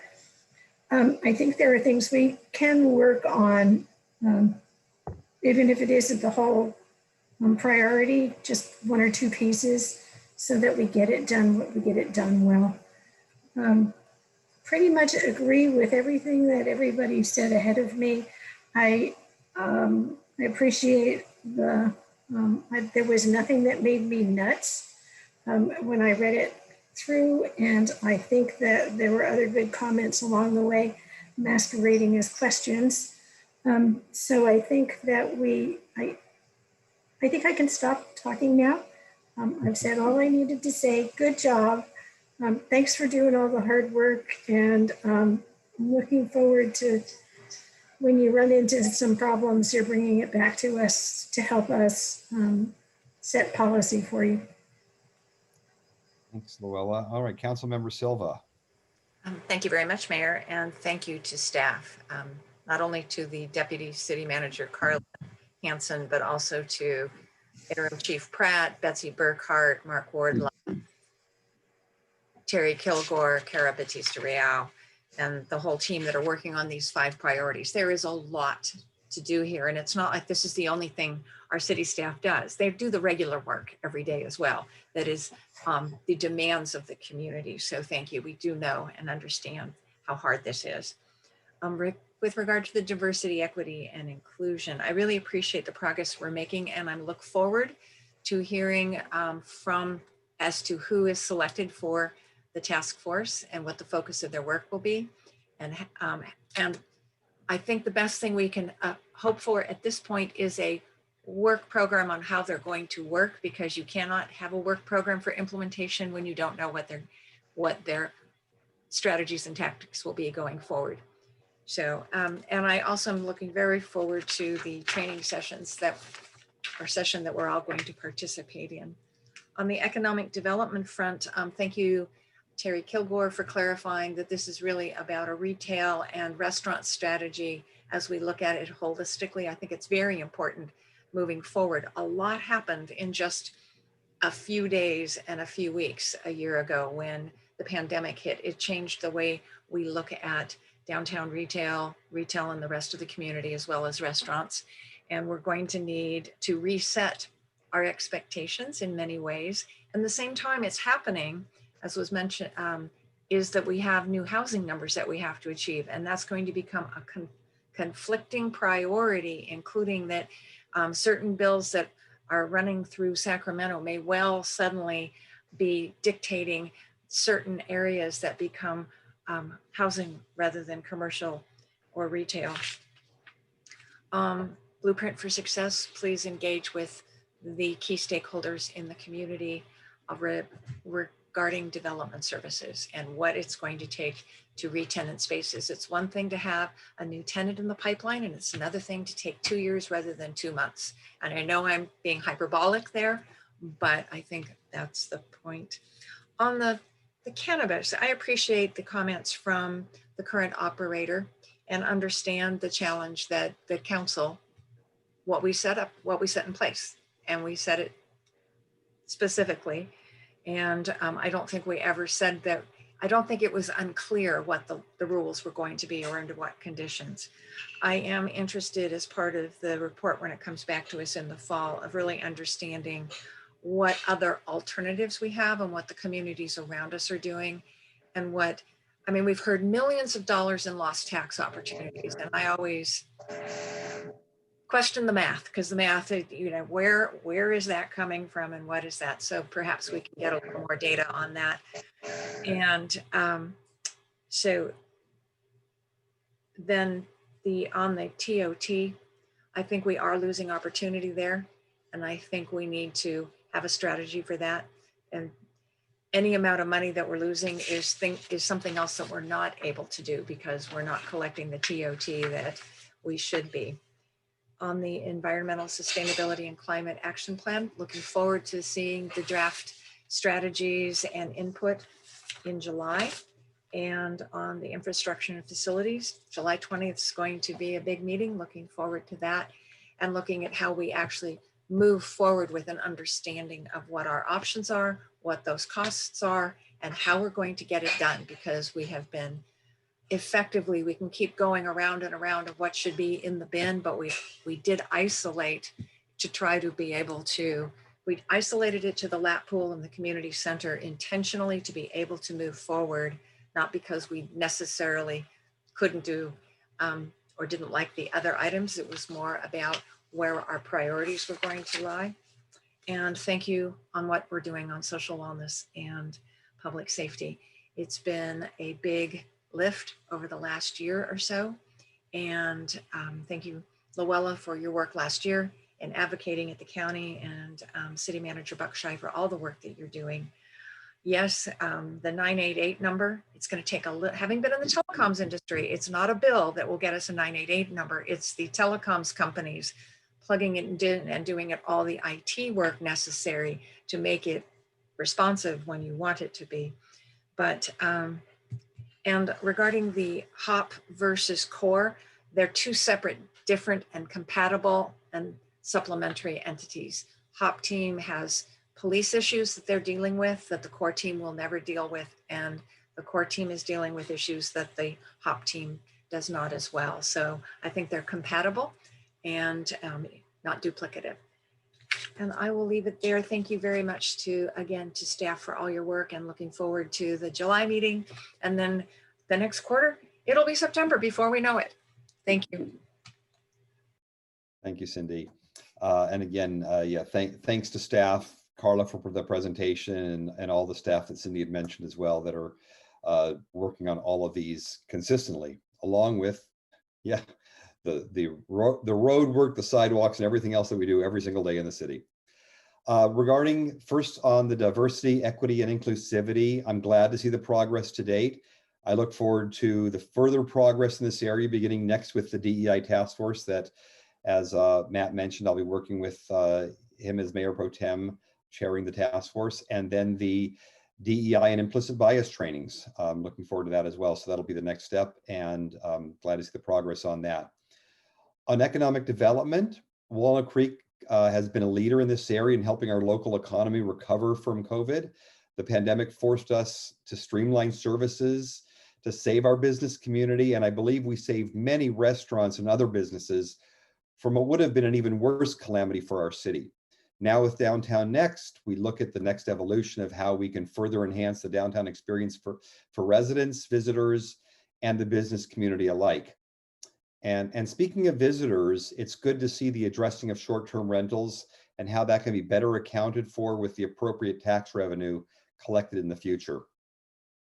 Regarding cannabis, while we gave direction originally for medical delivery only, which happened when we heard that our residents weren't able to receive deliveries when Prop 64 passed, so we approved medical delivery to help our residents. We did that pretty quickly at the time. I think we were all surprised by it. And then we got the much more robust presentation later. But I believe we now need to change the regulation for cannabis delivery in Walnut Creek. We've essentially tied one arm behind the back of one of our legal businesses and expecting them to stay solvent against every other similar business. The landscape has dramatically changed since 2018, and we have to change with the times.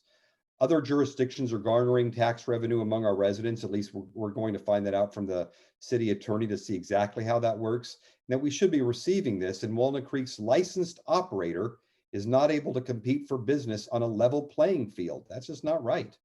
Along with that, we need a report on how storefront retail operations in our neighboring cities is performing, any red flags, and is this an area of revenue that we should be considering? I think this is the time that we need to now look to see what we need to do on those next areas of cannabis. It's been long enough that we should have enough data from our surrounding cities. And I would like to see a report on that back. If it's October, that's fine. I think that we can move faster on the potential change for delivery that resides from within Walnut Creek, though. I think we can move quicker on that. Environmental sustainability and climate action. Good to see progress on this with a lot of community involvement. We do have a very active community that is highly involved in this, and the work that we do at the grassroots level helps combat climate change at all levels of government. We are in a climate emergency, as we unfortunately, among other things, experiencing once again with a drought encompassing California. I'm sure many people are interested to see the climate emergency resolution come to fruition and to the council. For infrastructure, lots of work to be done here. We know that. None of it's easy due to the costs, but we have to make the first steps. And we've been committed to that as a council. And then for social wellness and public safety, and we've probably discussed this every meeting for almost 2 years. The progress of the county and state efforts that we fully supported will hopefully come to fruition in the months ahead. And regarding homelessness, as we've seen, without addressing it, the situation gets worse. And so I'm glad to see the homeless outreach program continue again in July and those conversations with the core team. So again, lots of information, obviously a lot of council feedback on all of this. I'm sure we'll be seeing a lot more of this coming up in the July meeting as well. And at this point, and I don't believe we have any further comments from the council that I'm seeing. If there is any other comments from Dan, did you have something to mention now?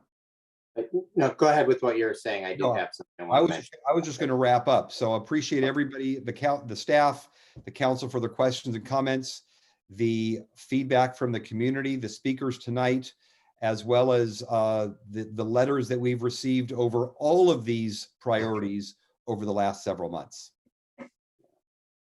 Thank you, Mayor. If I could just add, so I appreciate the direction this evening and echo everybody's feedback. I think all the staff involved did a really nice job pulling this together, and appreciate you being very thorough in your review here and listening to this update and giving us some feedback. I think generally speaking, your comments are fairly well aligned and good feedback that was quite clear, and we can tweak some of our approaches here to incorporate. The one piece that I did want to talk a little bit further about, because there is some disparity amongst council, and candidly, I do have a concern about our ability. I want to make sure what we're committing to, we can actually deliver to.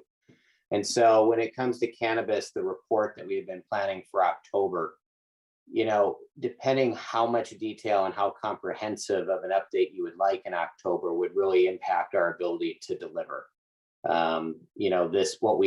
What this proposed work plan we've shared this evening anticipated a fairly straightforward report in October based upon the prior standing direction from council. Obviously, the update now could be considerably more comprehensive. What I think, and the upside to me being on Zoom here, is Mark cannot kick me from under the dais on this, but I think we could likely pull together more of what I would call a back of the envelope type of report in October on what some of our neighboring cities are doing. We can better define what a range of potential tax impacts could be, and we can certainly get some feedback from our PD about potential impacts and gather some data. But if you want something more comprehensive than that, I do think we would likely need more time, and we would need to pull in a consultant and an expert to really help delve into the details. So I offer that up. I think a more back of the envelope approach for October is doable, and still keeping all of these on track. If it's intended to be more comprehensive, I'd ask for more time or more resources. And so I want to see what the sense is from the council on that report in October.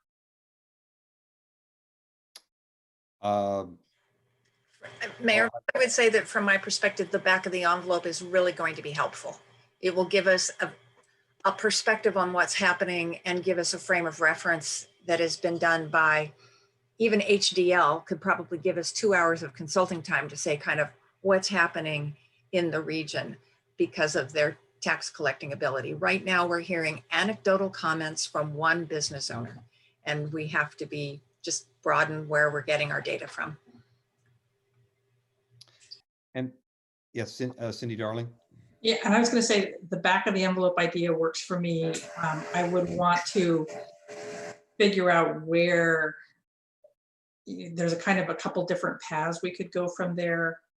And so as part of that, just kind of a general sense of what those paths might look like. Is that something that you're thinking could be possible with that back of the envelope? Kind of a stay the course, delivery for non-medical, or a bigger implementation? Yeah, I mean, I think we could certainly frame up some policy options if that's something council's interested in. that part's likely not as difficult. It's more the data gathering and reporting on what other areas are doing to really understand that would be more back of the envelope to give us a some broad strokes of what we're looking at that may help inform which path you would want to head down if you do want to revisit some of the existing policies. Well, Dan, let me ask you a question. So I think there's two topics we're looking at. There's the one of, do we want to address in a more expedited fashion, looking to see about a delivery service that we've already approved and being able to have non-medical delivery versus a storefront with retail and everything that goes along with a dispensary. And as Matt had even mentioned, there was even manufacturing that he would like to look at. That is a large, comprehensive discussion, and I understand why that would take more time. But on the issue that that the one business did bring up, that is the only one operating right now in Walnut Creek that that we've approved, in addition to the other one that's not operating at all at this point. Do we want to be able to address something like that prior to October? So Mayor, may I comment on that? Well, may I comment? Comment? From an equity issue, it is not equitable to take a new business that secured a license under the rules A and suddenly change their rules because it's not working for them without opening it to all the others that might have applied for a permit under a different set of rules. If you want to create equity, you have to step back and realize what equity might mean and what the public outcry from other businesses that might want to come into Walnut Creek but wouldn't have come in under the constraints we applied might mean. And so I think that's what some of the things have been happening, that there's a bit of hoopla in other communities outside of Contra Costa as well. So I don't think there's an easy, oh, let's just fix the ordinance and let the one do it. I mean, those were the rules we set, and well, those were the rules we set, and the landscape has changed. And I think we heard that we'll be able to get information from the city attorney of if this would have to be opened up again, or if this is something that just the council or whatever the process would have to be approved. But there is it's that move forward in hyperspeed since 2018. no. Most of the communities around us have been plodding along. It hasn't moved forward at hyperspeed. No, but I mean, I disagree, but I have said my piece about what I think is equitable. Okay. I'm not talking legal. I'm talking equitable. Understood. Dan, do you have any further comments on that? No, not at this point. I mean, it would really be up to council if you wanted to give us direction on that point, as you noted on the two pieces. What I heard with respect to a report, I don't know if others wanted to chime in, but a few council members stated that more of a back of the envelope approach to some of those key considerations would be reasonable and could be a launching point for additional policy discussion. So if I see some heads nodding, I don't see anybody any heads nodding sideways. So I'll take that as concurrence at this point. The other question would really be open for council to discuss about timing of a potential ordinance change relative to existing delivery businesses. At this point, we would not plan to bring anything forward on that unless directed by council to do so. Okay. Understood. And I'll look more into into how this has worked with other cities as well. All right. Well, if we don't have anything else at this point, the meeting is adjourned. Thank you.